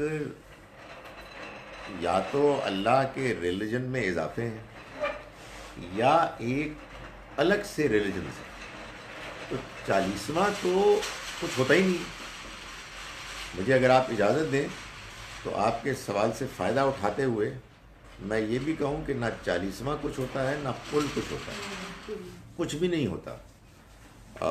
بلکہ میں کافی نروس ہوتا ہوں اس بات پر کہ میں چلا جاتا ہوں، جیسے میں آج بھی جا رہا ہوں قلوں پر، لیکن وہ کہتے ہیں دعا کریں آپ. تو بعض اوقات میں وضاحت کر پاتا ہوں، بعض اوقات نہیں کر پاتا. اصل بات یہ ہے کہ جب دنیا سے کوئی رخصت ہوتا ہے، خاص طور پر جو ان ایکسپیکٹڈ ہوتا ہے، جیسے یہ لڑکی فاطمہ علی، تو یہ ظاہر ہے کہ 29 سال کی لڑکی فوت ہوئی ہے. تو لوگوں کے پاس دین کی وہی معلومات ہے جو ان کی ٹریڈیشنز ہیں. تو آپ بھی اگر کٹی کر دیں گے تو پھر دین کون بتائے گا. تو اس وجہ سے میں ہمیشہ کنفیوز بھی رہتا ہوں. لیکن کنفیوژن میں ابھی تک اس کا پلڑا بھاری ہے کہ آدمی ایسے موقعوں پر کوئی اپنے پرنسپل پر کمپرومائز کیے بغیر اگر وضاحت کر سکتا ہے کہ بھائی کوئی کسی کا کام نہیں آئے گا، یہ جو آپ کسی کے لیے قرآن شریف پڑھ کے بخش رہے ہیں تو اس کا کوئی فائدہ نہیں ہے. میں خیر اس طرح کی بات نہیں کرتا، کوئی انڈائریکٹلی بات کرتا ہوں، اس لیے کہ اس وقت تو بیٹھے بیٹھے لوگ خواہ وہ ایک بدمزگی نہیں پیدا کرنی چاہیے. مگر یہ 40واں اصل میں کیا تھا، یہ ہندوؤں کے یہاں ایک انڈرسٹینڈنگ ہے کہ انسان جب مرتا ہے تو پہلے 40 دن وہ روح اس کی یہیں منڈلاتی ہے، پھر کہیں اور جاتی ہے. تو وہ hم نے وہاں سے اور کہاں سے کیا کیا چیز سر یہ خاص منگوایا. وہ تو آپ سے پوچھے بغیر نہیں یہ خاص منگوایا آپ کے لیے پرویز صاحب نے. مائی گڈنس. سو آپ نے پچھلی مرتبہ کی کنورسیشن ان کو یاد رہی. جی وہ آج کہتے ہیں کلفہ بھی. میں نے کہا نہیں 2 چیزیں نہیں ہو سکتی. جی جی جی. ایک تو جب وہ سورہ بقرہ پڑھے نا ترجمے کی 8ویں کلاس میں، تو اس میں آیا تھا کہ جو لوگ اللہ تعالیٰ سے ملاقات کا گمان رکھتے ہیں، اب یہاں پہ پڑھا کہ یہاں تو چلے لمیٹیشن ہے. اب مجھے تھوڑی کنفیوژن آ رہی پھر وہ ملاقات کیا. اور دوسرا یہ کہ جب موسیٰ علیہ السلام نے اللہ تعالیٰ کو دیکھ سکی، تو پھر جو کہتے ہیں کہ آپ صلی اللہ علیہ وسلم نے معراج پہ اللہ تعالیٰ سے ملے، اور that's what is that sorry. نہیں وہ نہیں ملی. حضرت عائشہ نے یہی کہا تھا کہ جو یہ کہتے کہ انہوں نے وہ ملے ہیں تو بالکل. آپ یہ پوچھ رہی ہیں کہ 2 سوال پوچھے آپ نے. اس کا فائدہ یہ ہوگا کہ میں سوال سمجھ لوں گا. ایک یہ پوچھا کہ اللہ سے ملاقات تو ہو نہیں سکتی، تو پھر اللہ تعالیٰ یہ کیوں کہتے ہیں کہ جو اللہ سے ملاقات کی امید ہی نہیں رکھتے تو ان کو پھر ہدایت نہیں ملے گی. نہیں جو رکھتے ہیں، یا چلیں جو رکھتے ہیں ان کو اللہ تعالیٰ ہدایت دے گا. یہ بات بھی ہے وہ بھی ہے، دونوں الگ الگ ہیں. یہ جو ملاقات ہے یہ آخرت کی ملاقات ہے. یہ بات جو ہے جس چیز پر ٹوکا گیا ہے وہ یہ ہے کہ دنیا کی ملاقات یہ نہیں ہو سکتی.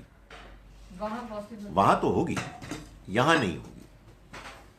دوسری بات یہ ہے کہ اگر موسیٰ علیہ السلام نہیں دیکھ سکے اللہ تعالیٰ کو، تو نبی صلی اللہ علیہ وسلم نے کیسے دیکھا؟ تو اس کا جواب یہ کہ نہیں دیکھا آپ نے بھی. یہ تو ہمارے لوگوں کی وہ ہے خواہش، اور وہ کیوں خواہش ہے؟ لیکن یہ بھی بڑی عجیب چیز ہے. یعنی وہ جو میں نے آیت کا آپ کو حوالہ دیا نا، یہ کون سی آیت ہے؟ یہ آیت ہے آیت نمبر 253 253 سورہ بقرہ کی، جہاں سے آپ کا 3 پارہ شروع ہوتا ہے. میرا نہیں، وہ میں تو جس قرآن کو مانتا ہوں اس میں کوئی پارے نہیں ہے. تو تلک الرسل جو ہے نا، یہ جو آیت ہے اس میں اللہ تعالیٰ نے یہی بتایا ہے، جو بات سمجھانے کی کوشش کی ہے وہ یہ ہے کہ یہ کیا معاملہ ہوا کہ یہودی نصرانی اللہ کے پیغمبروں کو ماننے والے نبی صلی اللہ علیہ وسلم پر ایمان نہیں لا رہے.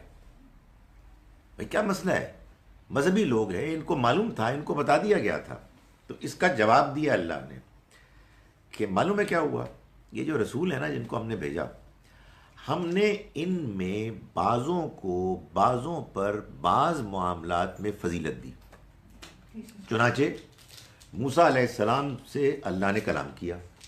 دوسری مثال دی، عیسیٰ ابن مریم کو غیر معمولی معجزے دیے، مردوں کو زندہ کرتے، کوڑی کو ٹھیک کر دیتے، وغیرہ وغیرہ. تو کیا ہوا؟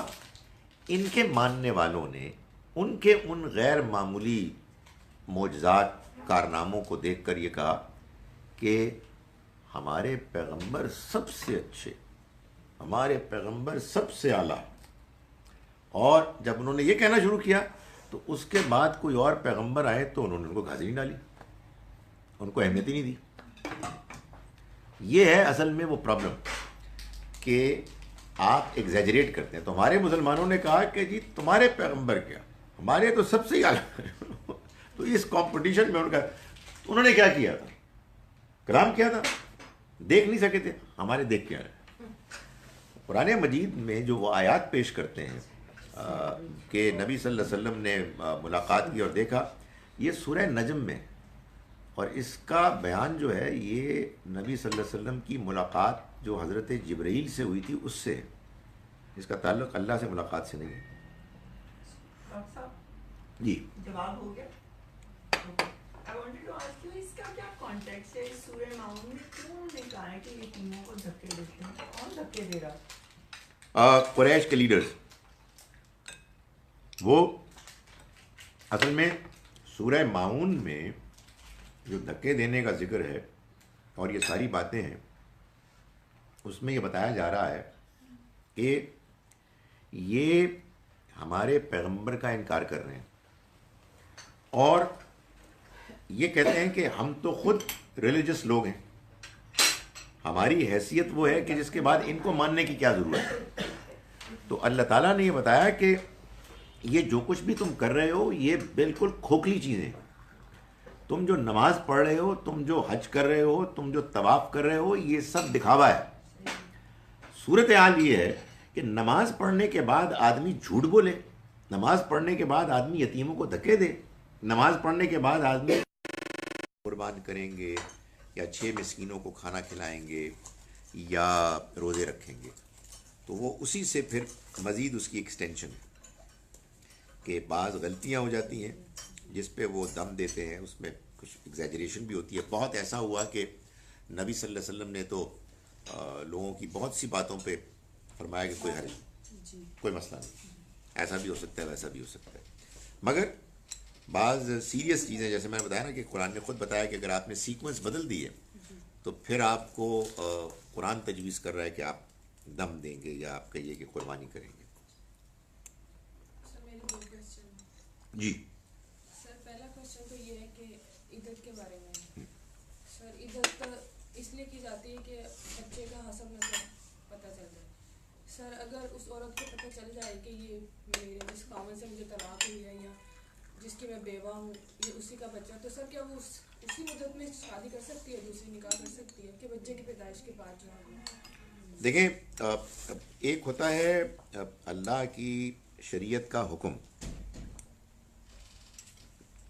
اور ایک ہوتی ہے اس حکم کے پیچھے جو حکمت ہے, وزڈم ہے, اس کی انڈرسٹینڈنگ. ہم کو یہ انڈرسٹینڈنگ کہ عدت کے پیچھے اصل وجہ یہ ہے کہ عورت کہیں اپنے پچھلے شوہر سے کسی بچے کی ماں تو نہیں بننے والی. تو اگر اس کو یہ بات معلوم ہو جائے کہ ایسا نہیں ہے تو کیا پھر وہ عدت ختم ہو جائے گی؟ یعنی ہمیں شریعت میں یہ حکم ایسے نہیں ملا. صرف اتنا ہمیں معلوم ہے کہ اگر کوئی عورت اس کی پریگننسی ٹرمینیٹ ہو جائے, یعنی بچہ پیدا ہو جائے, تو تب اس کی عدت ختم ہو جائے گی. اس طرح کے معاملے میں ظاہر ہے کہ کوئی آدمی فیصلہ کرے گا تو وہ ایک اجتہاد ہوگا. میں اس طرح کے اجتہادات کے بارے میں سمجھتا ہوں کہ یہ جب تک کہ لوگ بڑے پیمانے پر اسکالرز اس سے ایگری نہ کریں اس کو بیان نہیں کرنا چاہیے. ایک اور ڈائمنشن بھی ہے اس کی, اور وہ یہ ہے کہ ابھی ریسنٹلی شاید آپ لوگوں نے بھی پڑھا ہو کہ ایک ریسرچ میں یہ بتایا گیا, واللہ عالم اتنی بات صحیح ہے, کہ مسلمان خاتون سب سے زیادہ کلین ہوتی ہے, اور اس میں انہوں نے باقاعدہ ایکسپلین کیا ہے کہ یہ جو ڈائیورس ہے اور جو کوئی بیوہ ہو جاتی ہیں تو اس میں پچھلے شوہر سے اس بات کا امکان کہ وہ پریگننٹ ہو جائیں گی کافی عرصے بعد تک چلتا ہے. اور واللہ عالم وہ یہ کہتے ہیں کہ یہ جو ڈیوریشن ہے جس کے بعد آپ وتھ سرٹنٹی کہہ سکتے ہیں کہ وہ اب پریگننٹ نہیں ہوگی, وہ وہی ہے کہ جو ہمارے ہاں عدت اور اس کا ہے.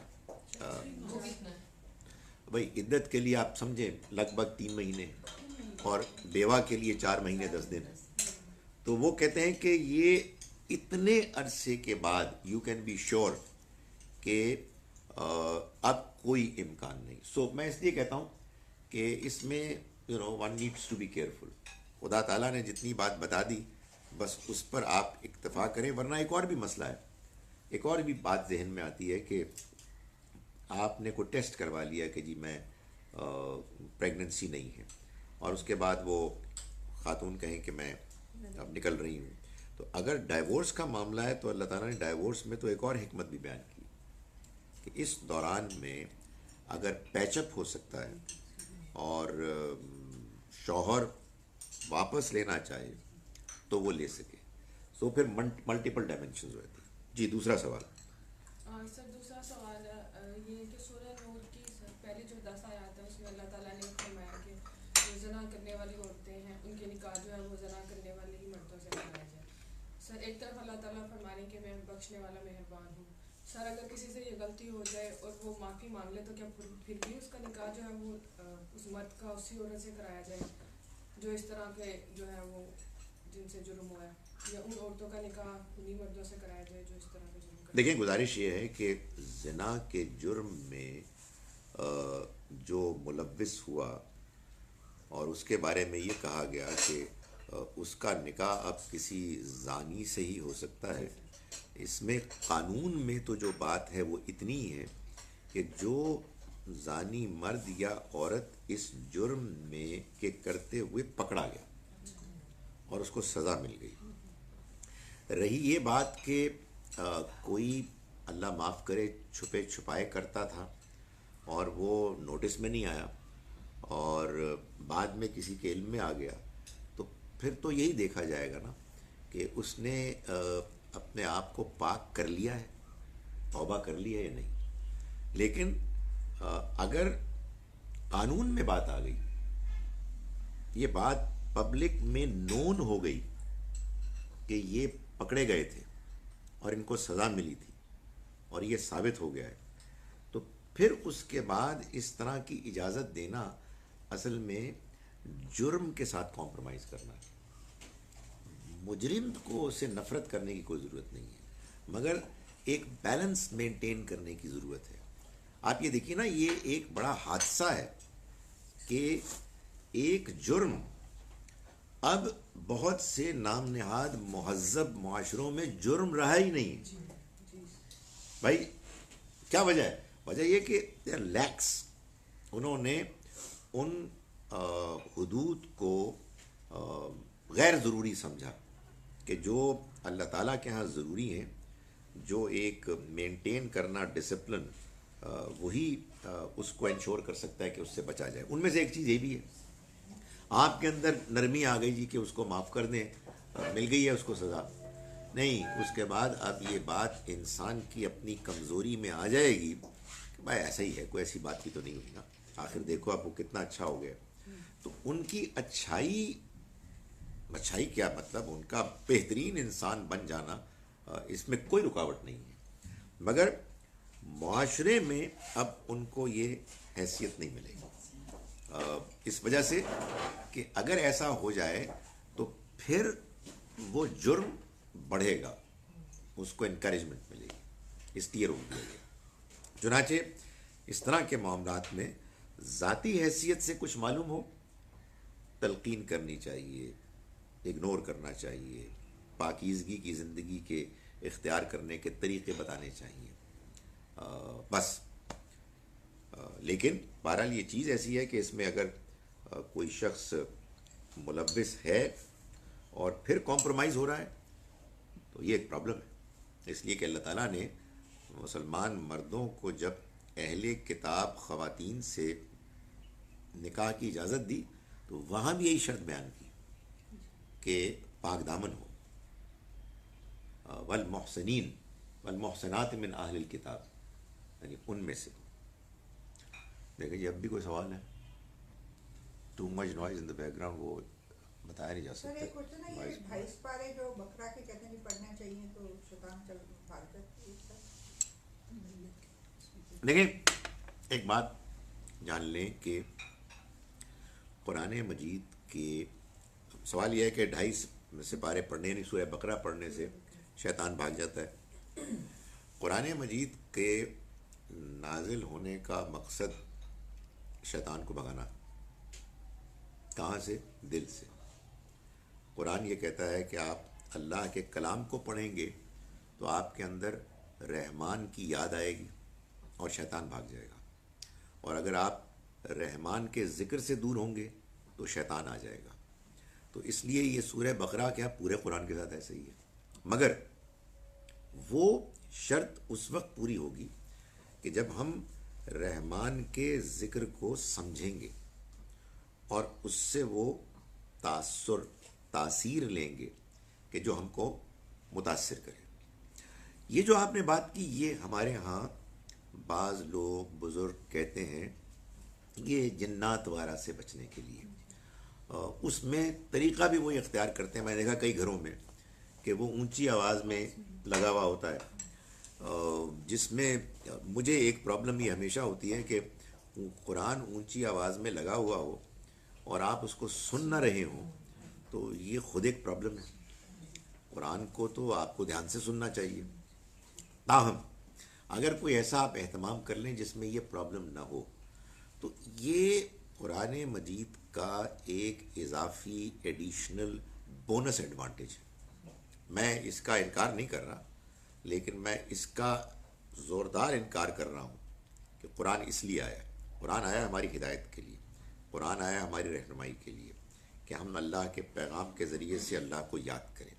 لیکن کہیں کوئی بزرگ، کوئی اس فیلڈ میں ماہر یہ کہتے ہیں کہ آپ کے گھر میں کوئی فلاں پرابلم ہے اور اس وجہ سے سورہ بقرہ آپ پڑھ لیا کریں یا اس کو پڑھنے کا کوئی اہتمام کر لیں اور اس کے نتیجے میں یہ اثرات کم ہوں گے. یہ ممکن ہے، یہ بالکل ممکن ہے، لیکن یہ دین کا موضوع نہیں. یعنی یہ بالکل ممکن ہے کہ کہیں آپ جائیں کرسچن ورلڈ میں تو وہاں وہ بائبل کے ذریعے سے یہ کر رہے ہیں. جی بالکل. تو اس کا تعلق اصل میں لوگوں کے تجربات سے. سر اسی بات سے تعلق آپ نے وہ ایک بار بتایا تھا کسی صاحب کا، ڈاکٹر بدر کا بتایا تھا، لیکن اس کے علاوہ بھی آپ نے کسی کا ذکر کیا تھا. دیکھیں جی، بات یہ ہے کہ انسان کو اپنی لمیٹیشنز معلوم ہونی چاہیے. آپ جب کاروبار کرتے ہیں نا، تو بعض کاروبار ایسے ہوتے ہیں جس میں آپ کاروبار میں تو پڑ جاتے ہیں، لیکن کاروبار کے کئی پہلو ہوتے ہیں. آپ اس میں ایک خاص ایریا کو ڈیل کر رہے ہوتے ہیں، مگر گاہک کی ضرورتیں زیادہ ہوتی ہیں. تو پھر آپ کیا کرتے ہیں؟ پھر آپ آؤٹ سورس کرتے ہیں. آپ اور لوگوں کی طرف، یار یہ مجھ سے کرا لو، اور یہ جو ہے نا نلکا، یہ اس سے ٹھیک کرا لو. میرے پاس نلکے کی ایکسپرٹیز نہیں ہے. تو یہ میرے پاس جب سے میں نے قرآن کو بیان کرنا شروع کیا ہے، تو میں لوگوں کو بتاتا ہوں کہ دو مسئلے ہیں جو سب سے زیادہ درپیش ہوتے ہیں. ایک طلاق کا مسئلہ، وہ سر یہ ہوتے ہیں طلاقاں دیتی ہیں ان کی کریے، اور دوسرا جادو اور جنات کا مسئلہ. تو یہ جو دوسرا مسئلہ ہے، کیونکہ اس میں مجھے کچھ بھی نہیں معلوم ہے، تو پھر میں نے یہ کوشش کی کہ میں ان لوگوں سے کچھ تعلقات رکھوں کہ جو اس میں لوگوں کی ہیلپ کر سکیں، ایسے لوگ کہ جو ریلائبل ہیں. کیونکہ اس فیلڈ میں بڑے کویکس ہوتے ہیں، اور کویکس چاہے میڈیسن کی فیلڈ میں ہو چاہے اس میں ہو، ان کی ایک ٹرک ہوتی ہے. وہ یہ ہوتی ہے کہ وہ آپ کو اپنے ساتھ انوالو کر کے، آپ کے اندر اپنے لیے ایک کانفیڈنس پیدا کر کے آپ کو وہ اپنا پرماننٹ گاہک بناتے ہیں کہ جی بار بار آئیں. ظاہر ہے اپنے گھر کا باورچی خانہ بھی تو چلنا ہے نا. تو آپ کو اگر میں نے علاج کر دیا تو مجھے کیا فائدہ ہوگا؟ تو آپ کا ایسا علاج کروں کہ 15 دن آپ مجھ سے بہت امپریسڈ رہیں، اور 16ویں دن کہیں کہ سر یہ ایک اور پرابلم آ گئی ہے. میں کس لیے ہوں جناب، آئیے میں آپ کا خادم ہوں. تو آپ دوبارہ آئیں گے. تو اس وجہ سے اس طرح کے لوگوں سے بچنا چاہیے. تو وہ میں نے کچھ ایکسپلور کیے ہوئے ہیں. بعض اوقات وہ میری جو ہے ایفرٹ وہ اس لیے کمزور پڑ جاتی ہے کہ لوگوں کی پرابلمس کم ہو جاتی ہیں. آپ کہیں گے تو میں پھر ان کو ایکسپلور کرنا شروع کر دوں. I have them in my contacts. ان کا تو مجھے پتا ہے، آپ نے کسی اور کا ایک بار کلاس میں ذکر کیا تھا، جی جی، لیکن نام نہیں دیا تھا. جی وہ نام تو خیر میں بھی نہیں لوں گا، وہ تو الگ سے مجھ سے کوئی پوچھے گا. مگر وہ تو میں آپ کو بتا رہا ہوں کہ اب میری رینج میں اب 4 ہو گئے ہیں، لیکن میں نے کچھ کو ٹرائی نہیں کیا. بٹ مراد اس سے یہ ہے کہ they are good people, reliable, وہ دھوکہ نہیں دیں گے. ان لوگوں کے پاس جانا مطلب صحیح. دیکھیں، ان لوگوں کے پاس جانا اس وضاحت کے ساتھ کہ قرآن مجید میں اللہ نے سورہ بقرہ کی آیت نمبر 103 میں ہمیں یہ بتایا ہے کہ اللہ نے جادو وغیرہ کے اینٹیڈوٹ توڑ کے طور پر ہاروت و ماروت فرشتوں کے ذریعے سے ایک علم لوگوں کو سکھایا جس کے بارے میں وہ یہ کہتے تھے کہ ہم ایک فتنہ ہے تو تم کفر نہ کرنا. یعنی وہ علم ایسا تھا کہ جس میں اگر آپ سیکھ لیں تو آپ اس کو پازیٹیولی بھی استعمال کر سکتے ہیں اور نیگیٹیولی بھی. تو اللہ تعالیٰ نے یہ بتایا کہ کچھ لوگ ایسے ہوئے کہ جنہوں نے اس کو نیگیٹیولی استعمال کرنا شروع کر دیا اور میاں اور بیوی کے درمیان جدائی ڈالنے لگے. یہ کام شروع کر دیا. اس سے میں انفر کرتا ہوں, آپ اس سے اختلاف کر سکتی ہیں, کہ اسی کا وہ پازیٹیو پہلو جس کے لیے فرشتے آئے تھے وہ بھی سکھایا گیا اور وہ موجود ہے, تجربات سے معلوم ہوتا ہے. تو ہم بس اس پہلو سے جائیں کہ اگر کوئی اس طرح کا علاج ہے, یہ بات بالکل صحیح ہے کہ عام طور پر اپنے ان پرابلمس کے لیے انسان کو نماز, دعا, اللہ کا ذکر, جو مختلف قرآن مجید کی آیات میں دعائیں ہیں, احادیث میں دعائیں ہیں, سب کے ذریعے سے آدمی کوشش کرے. لیکن اگر فرض کیجئے کہ کوئی کہتا ہے جی کہ یہ سب کچھ ہو گیا ہے, کیا ایسا نہیں ہے کہ جب ہم کو جسمانی بیماری ہوتی ہے تو ہم علاج کراتے ہیں, علاج تو اللہ ہی کے ہاتھ میں ہے نا, تو کیا اسی طرح سے اس طرح کی بیماریوں میں بھی کوئی ہے کوئی امکان کہ کسی کو پکڑ لیں؟ آواز یہ ہو سکتی ہے نہیں، وہ باہر فون پہ کہنا پڑے گا. اچھا. سر وہ میں نے سنا تھا کہ سروس ہاسپٹل میں ایک ڈاکٹر صاحب ہیں, وہ سورت رحمان سے نا علاج کرتے. ہو سکتا ہے, میں نے بھی سنا ہے, میں اس کا انکار نہیں کرتا, لیکن سورہ رحمان سے علاج ویسے کوئی یہ جو ہے سورہ ٹو سے یہ کوئی نوز باللہ خدا تو نہیں ہے کہ ان کو پتہ ہوگا کہ یہ پڑھو تو یہ ہوگا, یہ پڑھو تو یہ نہیں نہیں دیکھیں ہوگا, ایسا کہ میرے پیچھے نہ پڑ جائے. نہیں دیکھیں ایسا نہیں ہے, سننا رہے ہوئے. کوئی خدا ہونے کا کوئی امکان نہیں ہے. یہ بالکل ایسے ہے کہ آپ دیکھیں نا دوسرا علاج ہے, یہ تو اب تو بہت سائنس بن گئی نا, یہ سارا میڈیسن بہت زیادہ آگے بڑھ گئی. ورنہ کیا ہوتا تھا, ایک بیماری ہے, کسی نے ایک پتا دے دیا, اس پتے کو جناب پانی میں ابال دیں. یہ کیا, یہ تجربات ہیں. ایسے ہی تجربات بعض لوگوں نے بعض قرآن کی صورتوں کے ساتھ کی. تو ہمیں کیا پرابلم ہے؟ خدا تعالیٰ نے ایک کلام تو ہدایت, رہنمائی, گائیڈنس کے لیے دیا ہے, مگر اس کے اندر اور کئی چیزیں رکھ دیں. تو میں کیا کروں, میں دیکھیں نا کتنی انٹرسٹنگ بات ہے کہ ابھی میں نے کل ہی ایک کلپ دیکھا, ایک بڑے اچھے ایک مبلغ ہیں مسلمان, غالباً پاکستانی اوریجن ہے ان کا, شبیر علی ان کا نام ہے, کینیڈا میں ہوتے ہیں. ایک کمال یہ کہ وہی اس طرح کے لوگ وہاں جاتے ہیں تو they speak exactly like the locals, تو ان کا ایکسنٹ وغیرہ سب, اور ہیں بالکل وہ ماشاء اللہ مولوی صاحب. سو وہ بہت سے کرسچنز وغیرہ سے گفتگو کرتے ہیں, پتہ نہیں کبھی آپ دیکھیں, از ویری امپریسو. تو Shabbir Ali, I think he spells ALY, لیکن شبیر. تو وہ ان سے کسی نے, میں کل کلپ دیکھ رہا تھا, کسی نے پوچھا, ایک بڑی بہت ہی بڑا سا ایک گیدرنگ تھی, کہ شبیر مطلب تمہاری آئیڈیالوجی کیوں صحیح ہے, why do you think Christians are not right, Jews are not right, there are many others, Hindus, Buddhists, atheists. تو میں نے کہا یار پتہ نہیں کیا جواب دیں گے. تو انہوں نے ایک جواب دیا جو میں اس سے پہلے میں آنیسٹلی اگنور کرتا تھا. I was never impressed. پتہ نہیں کوئی سوچ کا اپنا انداز ہے, لیکن وہ انہوں نے جواب دیا اور بڑا روبدار جواب ہو گیا. انہوں نے کہا جی کہ بات یہ ہے کہ قرآن نازل ہوا over a period of 23 years. قرآن میں کیا آیت کب آئی اور کیا کب آئی, اور اس کو پھر بعد میں ارینج کیا گیا اور ہمارے سامنے آ گیا. اس میں پیش کرنے والے نے بتایا ہی نہیں, اللہ تعالیٰ نے دعویٰ ہی نہیں کیا, لیکن معلوم ہوتا ہے کہ اتنی زبردست ایک نمبرز کی میتھمیٹیکل ارینجمنٹ ہے کہ جو حیران کر دیتی ہے.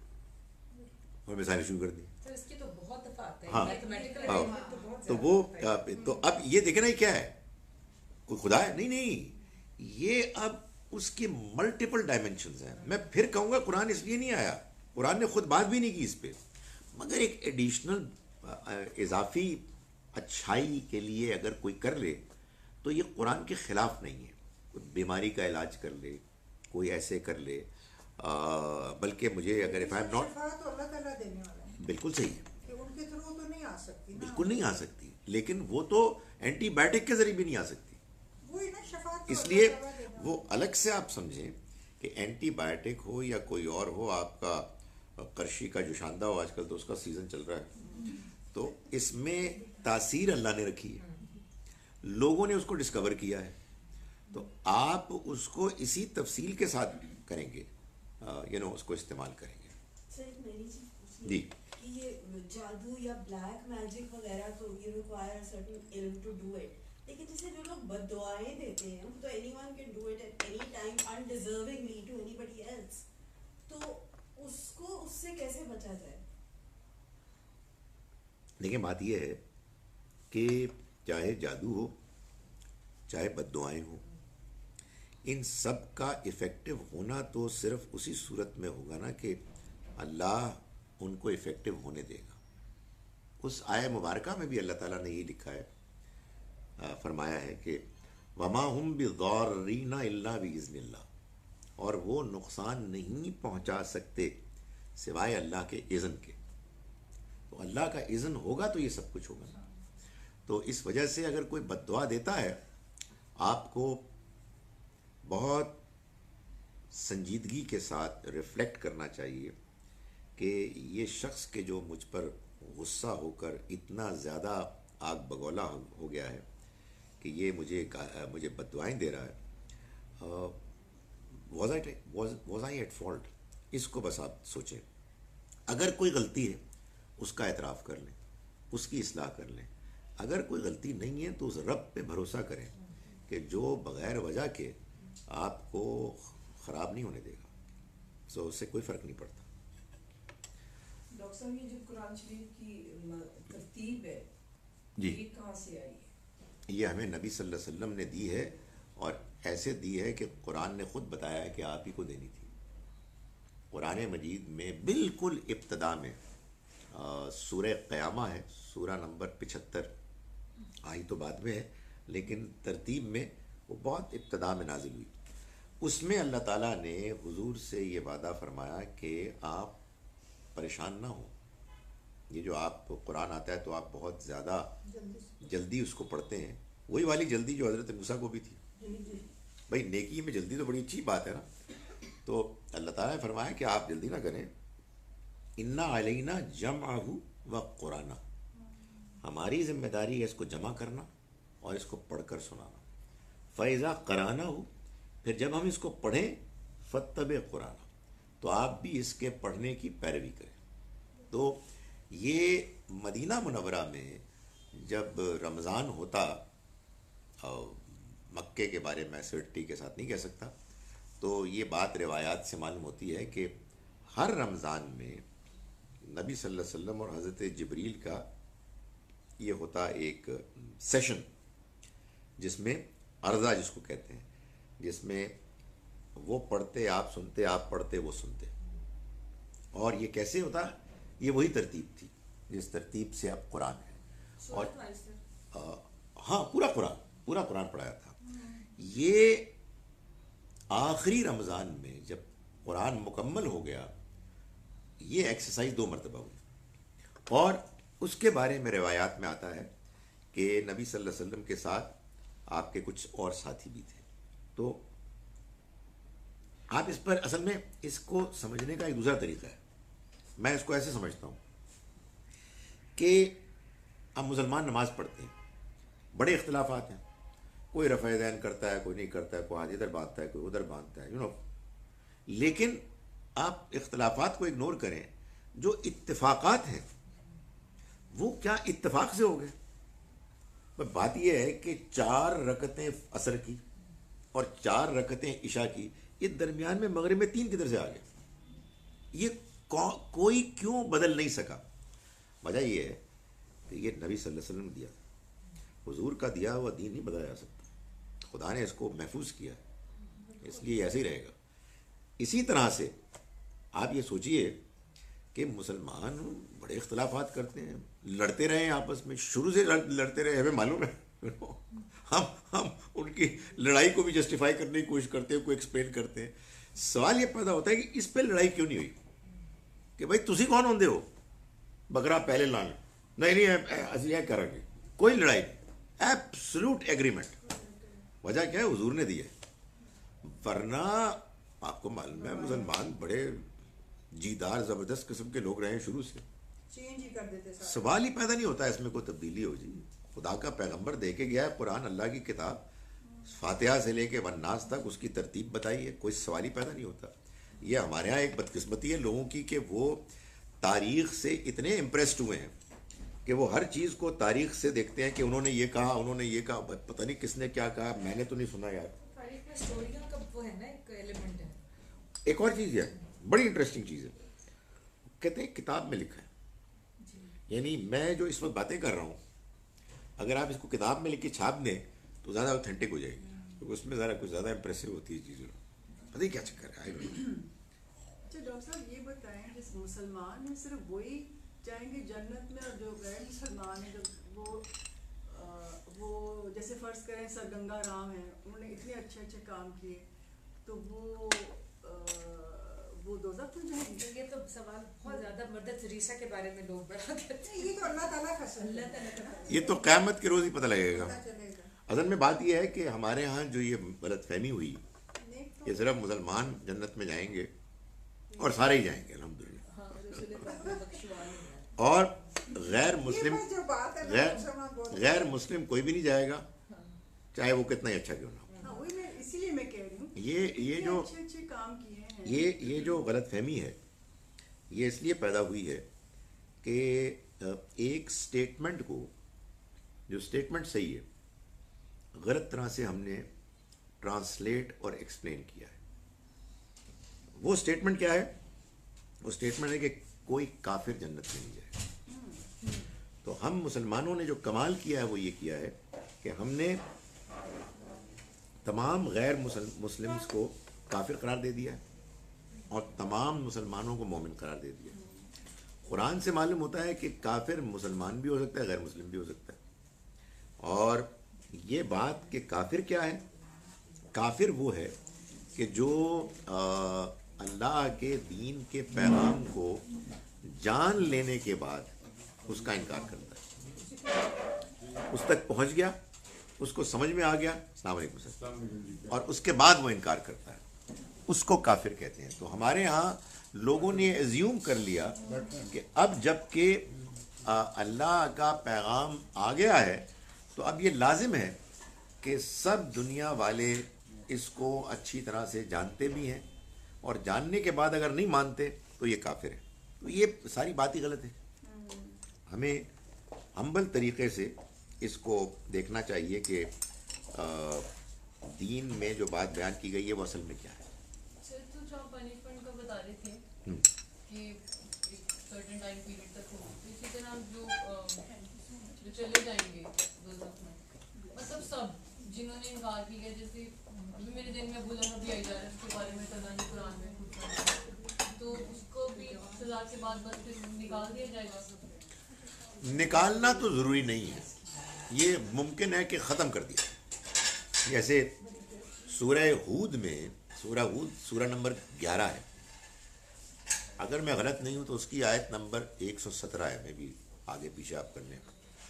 اس میں اللہ تعالیٰ نے جہنم کے بارے میں بتایا ہے کہ وہ لوگ جہنم میں جائیں گے ما دامت السماوات والارض, جب تک آسمان و زمین قائم ہے, الا ما شاء ربک, سوائے اس کے کہ تمہارا رب ہی کچھ چاہے.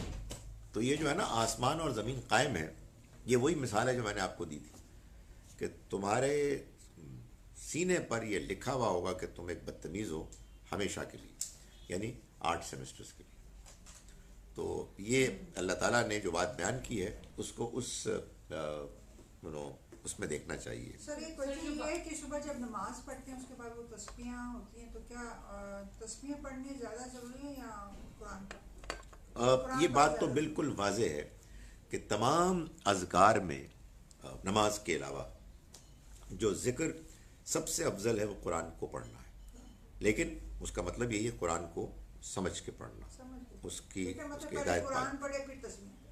تسبیح کریں اس کے بعد. سر وہ ذکر قرآن سے بھی تو ہو سکتا ہے نا اس کے اندر سے. بالکل ہو سکتا ہے, لیکن آپ کے پاس لمیٹڈ ٹائم ہے, تو آپ کیا کس چیز کو ترجیح دیتے ہیں. حقیقت تو یہ ہے کہ ترجیح اس چیز کو دینی چاہیے کہ جس میں انسان کا دل لگے, اور آدمی اس کو کرے ایسے کہ اس کے لیے پھر جو چیز وہ پڑھ رہا ہے اس کو سمجھ میں آ رہی ہے اور وہ اس کے اوپر اثر کر رہی ہے. لیکن اگر آپ تمام دوسرے فیکٹرز کو اگنور کریں تو یہ بالکل اطمینان سے کہا جا سکتا ہے کہ سب سے بہتر ذکر قرآن مجید ہے.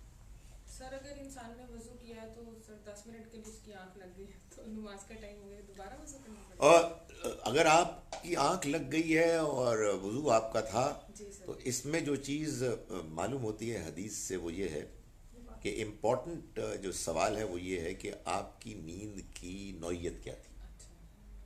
ایک نیند ہوتی ہے وہ کہ جس میں آپ کو یہ معلوم ہوتا ہے کہ آپ پر کیا احوال گزر رہے ہیں.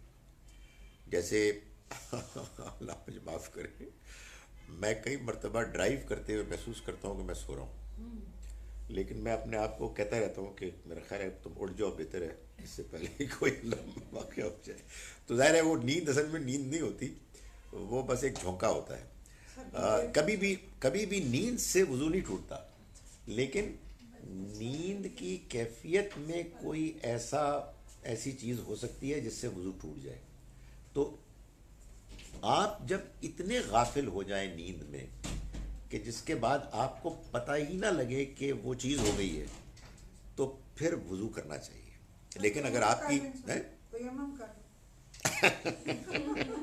آسان طریقے سے بات نہیں پڑھ نماز میں اٹھتی ہوں تو وہ بھی اذان نہیں ہوتی تو میں وضو کر لیتی ہوں, پھر میں آ جاتی ہوں, پھر میری آنکھ ایک دم سے لگ جاتی, صرف 10-15 منٹ ہوتے ہیں. بس وہ اسی کا خیال رکھیں کہ کیا یہ نیند وہ تھی کہ جس میں آپ کو یہ اندازہ ہو سکتا ہے یا نہیں. کیونکہ حضور کے بارے میں ہوتا تھا کہ آپ ٹیک لگا کے بیٹھتے اور آپ کی آنکھ لگ جاتی اور وضو نہیں کرتے تھے. تو یہی بات پھر زیادہ صحیح لگتی ہے اس معاملے میں کہ ایک نیند وہ ہوتی ہے جو آپ کو بالکل غافل کر دیتی ہے, اور ایک نیند وہ ہوتی ہے کہ جس کے باوجود آپ ڈرائیونگ کر سکتے ہیں. تو دونوں میں کچھ فرق سر ہے تو صحیح. اس کا میں ایم شور کہ لائسنس اس کا چھین لینا چاہیے, لیکن جی. سر بہن نرسنگ کر سکتی ہے بھائی کے بچوں کی؟ ہاں کیوں نہیں کر سکتے. ایک تھوڑا ویئرڈ کوسچن ہے, 2-3 وہ بس میرے ذہن میں آتا ہے. آپ کریں گی کہ نہیں کریں گے؟ میں کرنے لگی. بڑی مہربانی جناب. تو سر پھر ایسے بہن سیروگیٹ بھی تو کر سکتی ہے نا بھائی اور بھابھی کے لیے بچہ. دیکھیں سروگیٹ کا مطلب اگر یہ ہے کہ آپ نے ان کا جو ہے دونوں سے سپرم اور ایگ سے جو آلریڈی فارم ہو چکا ہے اس کو کہیں کیری کرنا ہے, اس پہ ہمارے ہاں ڈیبیٹ ہے اور ہوتی رہے گی. اس کو بعض لوگ صحیح سمجھتے ہیں, بعض لوگ غلط سمجھتے ہیں. جو لوگ صحیح سمجھتے ہیں وہ اس کو رضاعت سے ملاتے ہیں, یعنی قیاس کرتے ہیں کہ وہی بات کہ جب یہ ہو سکتا ہے کہ دودھ پلایا جائے تو وہ کیوں نہیں ہو سکتا. ظاہر ہے کہ اس میں کسی چیز کا آپ انکار تو نہیں کر سکتے, آپ پسند ناپسند کا اظہار کر سکتے ہیں. یہ ہے ایک اجتہادی مسئلہ, مگر اگر ماں اور باپ بچے کے اصل میں کون ہے اس میں کوئی اجتماع نہیں ہے, کوئی ڈاؤٹ نہیں ہے, تو پھر اس کو ناجائز کہنا مشکل ہے. ظاہر دوسرا ناجائز کہنے کی وجہ یہ ہو سکتی ہے کہ یہ اللہ معاف کرے کوئی بے حیائی یا زنا کی طرح کی چیز ہے, تو کلیئرلی ایسا بھی نہیں ہے. تو پھر کیا ہے, بس وہی بات ہے کہ کچھ لوگ اس میں کراہت محسوس کریں گے اور کچھ لوگ کہیں گے کہ نہیں, یہ تو ایک ایسے ماں باپ کے لیے, میاں بیوی کے لیے کہ جن کے ہاں فار سم میڈیکل ریزن اولاد نہیں ہو پا رہی اور کوئی ان کو فیسیلیٹیٹ کر رہا ہے, تو یہ ممکن ہے. مگر اس میں اختلاف تو رہے گا. سر پھر اگر جیسے کزن میرج ہو جاتی ہے نا بھی تو وہ تو پھر سروگیٹ مدر بھی بچے گی, تو ان مطلب کہ اس کی بہن کی اور بھائی کے پھر بچوں کی شادی ہو سکتی ہے آپس میں؟ نہیں نہیں, سروگیٹ یعنی جب کوئی اس طرح کا رشتہ بن جائے تو پھر وہ رشتہ خونی رشتہ ہو جائے. ان کزنس میں بھی نہیں ہوں گی جن کو نرس کیا آئے گا, ایسے ہی ہے. تو سر لیکن ابھی جیسے آپ نے کہا نا کہ اس میں دیکھیے کچھ بے حیائی کا تو نہیں ہو رہا. نہیں ایک اور کوشچن تھا اس ایکسٹینشن میں میرے ذہن میں آ جا رہا تھا کہ جیسے کہ اگر کوئی گے اس کپل کے لیے کوئی عورت کر رہی ہے تو کوئی انٹیمیٹ تو اس میں ہے نہیں, اس میں پھر کیا مسئلہ ہے؟ اور وہ پتہ بھی چل رہا ہے ماں کون ہے تو باپ کون ہے. تو دیکھیں اگر کوئی گے, اسی طرح لیسبینس اگر کوئی گے لڑکا اور لڑکا یا لیسبین کوئی لڑکی اور لڑکی جی یہ کہتے ہیں کہ ہم ساتھ رہ رہے ہیں, جیسے مجھے معلوم ہے, مجھے کسی نے بتایا امریکہ میں ہمارا کسی مرد میں دلچسپی نہیں ہے, ہم ساتھ رہ رہے ہیں, لیکن ہمیں یہ معلوم ہے کہ اللہ تعالیٰ بے حیائی پسند نہیں کرتا, اس لیے باوجود رجحان کے ہم کوئی آپس میں فزیکل کانٹیکٹ نہیں کریں گے, کوئی اعتراض نہیں, یہ اپنی مرضی ہے. لیکن جب یہ سوال پیدا ہوگا کہ کیا یہ فزیکل ریلیشن شپ ہو سکتا ہے, تو پھر سوال پیدا ہوگا کہ ان کا آپس میں کیا تعلق ہے. اس لیے کہ یہ تعلق شوہر اور بیوی کے علاوہ کہیں جائز نہیں ہے, اور مرد ایک دوسرے کے شوہر بیوی نہیں بن سکتے, اور عورت نہیں بن سکتے. اس لیے یہ جو ہمارے ہاں ٹینڈنسی ہے, بڑی بظاہر پاکی بات ہے کہ اب آپ اس کو ایک پروموٹ کر رہے ہیں جس کے بعد تباہی ہو. ایک بات تھی جس میں کچھ اس سے متعلق تھا کہ ایک زانی ہے اور اس کے بعد آپ اس کو اجازت کیوں نہیں دیتے کہ وہ کسی پاک دامن کے ساتھ نکاح کرے. تو گزارش یہ ہے کہ اگر پبلک میں نون ہے بات تو پھر نہیں ہو سکتا. اس کی وجہ یہ ہے کہ پھر اب اصل میں جو برائی ہے وہ ہے کہ جس کو آپ اکاؤنٹ کرے, اس نے بھی شخص نہیں, وہ تو پھر واپس آ جائے. یہ کہنا تھا بلکہ آپ کو بتانا تھا کہ میں نے کرنل صاحب کو فون کیا. جی جی جی میں جا رہی ہوں واٹس ایپ میرے ساتھ جا رہی ہوں, میں نے کہا تھا آ کے لے جائیں واٹس ایپ. ٹھیک واٹس ایپ کہتے ہیں میرے ساتھ چلوں گا تاکہ میں دیکھ ساری چیزیں. جی ہم لوگ وہاں ٹھیک ہے, جارڈن میں دے آئیں گے. بالکل ٹھیک ہے. سر وہ سپارے میں بھی بڑا انٹرسٹڈ تھی, وہ بات ان سے بات کر لیں, اگر اس وقت وہاں سے مجھے مل کے 15-20 اٹھا لوں. ورنہ آپ یہ ان سے کہیں کہ اگر سپلائی کم ہے تو وہ اس کو ارینج کر دیں. وہ کہہ رہے تھے کہ انہوں نے سر یہاں تو 30واں سپارہ چاہیے. جی جی جی سر میرا والیوم 1 اور 2 جاری. جی ڈاکٹر صاحب ابھی آپ نے نا وہ آؤٹ سورسنگ والی بات کی. جی جی مجھے ابھی کل کسی نے کہا تھا کہ ڈاکٹر صاحب سے پوچھیں. اوکے, آپ وہ میں آپ مجھ سے کانٹیکٹ کریں. تو سوال جواب تو ختم ہو گئے, تو اس کو تو ہم ختم کرتے ہیں. مجھے وہ نام دے دے. She wanted to go see somebody, she was going through یہی سیم ٹربل. اوکے, آپ مجھے لکھیے گا تو میں اس کا اچھا میں میسج. ہاں جی میں کر دوں گا انشاءاللہ. اچھا thank you so much doctor صاحب فار کمنگ ٹوڈے. بات دعا کریں گے, بس ٹھیک رہے, اللہ خیر کرے. آج شام کو وہ جو آپ جی سے معلوم ہو جائے وہ ایک مسئلہ ہے. لیکن سر جب وہ پریگننٹ ہے تو اس کو پتہ چل گیا نا, حسب نسب کا بچے کو پتہ چل گیا کہ درست, لیکن اب رکا جائے گا. اچھا, اور اس کمپلیٹ کر کے اس باپ کی جو ہے نا اس کے ساتھ ریلیشن شپ بچے کے ساتھ, اس کا احترام کیا جائے گا تاکہ یہ پروسیس ختم ہو اور پھر اگلی کوئی. تو سر پھر تو ویٹ بھی کرنا چاہیے کہ وہ جو ساری ڈویژن وغیرہ ہو جاتی ہے وہ کیا ہوتی ہے پراپرٹی وغیرہ کی, کہ جب تک ماں کی بیوی کی بیوہ کی یا اس کی عدت پوری ہو. یہ ایک الگ مسئلہ ہے کہ اگر اولاد پیٹ, میں اپنے مطابق کو ریویو کر رہا ہوں. ابھی سر لیکن مجھے بھی وہ سمجھ نہیں ہے میری گے اور لیسبین کے کوشچن کے آپ نے کیا آنسر کیا, کہ جیسے وہ تو لیگل ہو چکا ہے نا کئی ملکوں میں, وہ لیگلی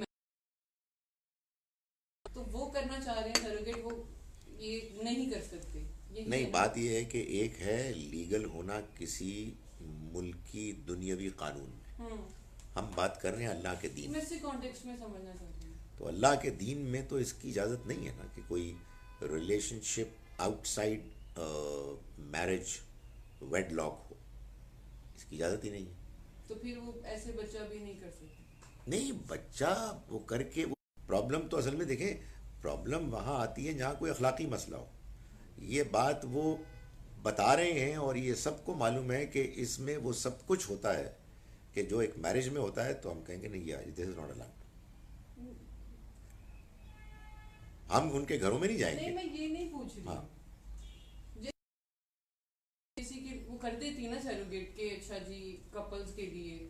میں اس کو میں نے آپ کو اس کو بتا دیا میں نے آپ کو کہ اس میں ایک ڈبیٹ ہے, لیکن بہرحال اس کو ناجائز نہیں کہا جا سکتا جبکہ یہ بات بالکل کلیئر ہے کہ کیوں نہیں ناجائز کہا جاتا جب ان کی شادی نہیں ہوئی؟ نہیں سوال تو پھر وہی ہوئے گا نا, اسی کا ہوئے گا نا, عورت کا ہی ہوئے گا. نہیں, بات یہ ہے کہ عورت نے صرف ایک سپیس پرووائڈ کی ہے.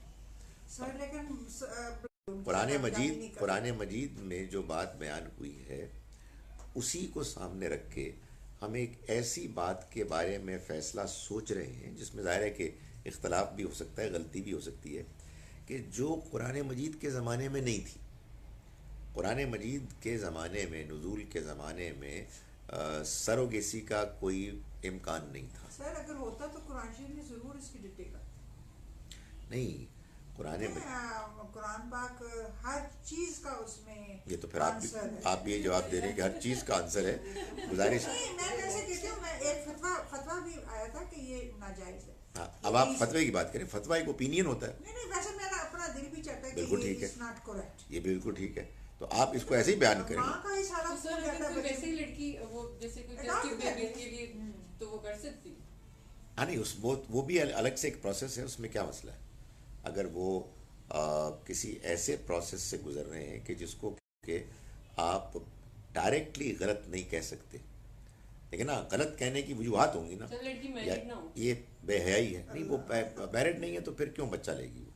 ویسے ایسے کچھ لوگ کہتے ہیں اڈاپٹ کرنا ہے تو جی کے نہیں, میرڈ وہ خود نہیں ہے اور وہ کوئی اور ہے, دو پارٹنرز جن کے لیے وہ سروس پرووائڈ کر رہی ہے, جس کی وجہ یہ ہے کہ وہ دونوں پارٹنرز کسی وجہ سے خود سے عورت بیوی کنسیو نہیں کر سکتی.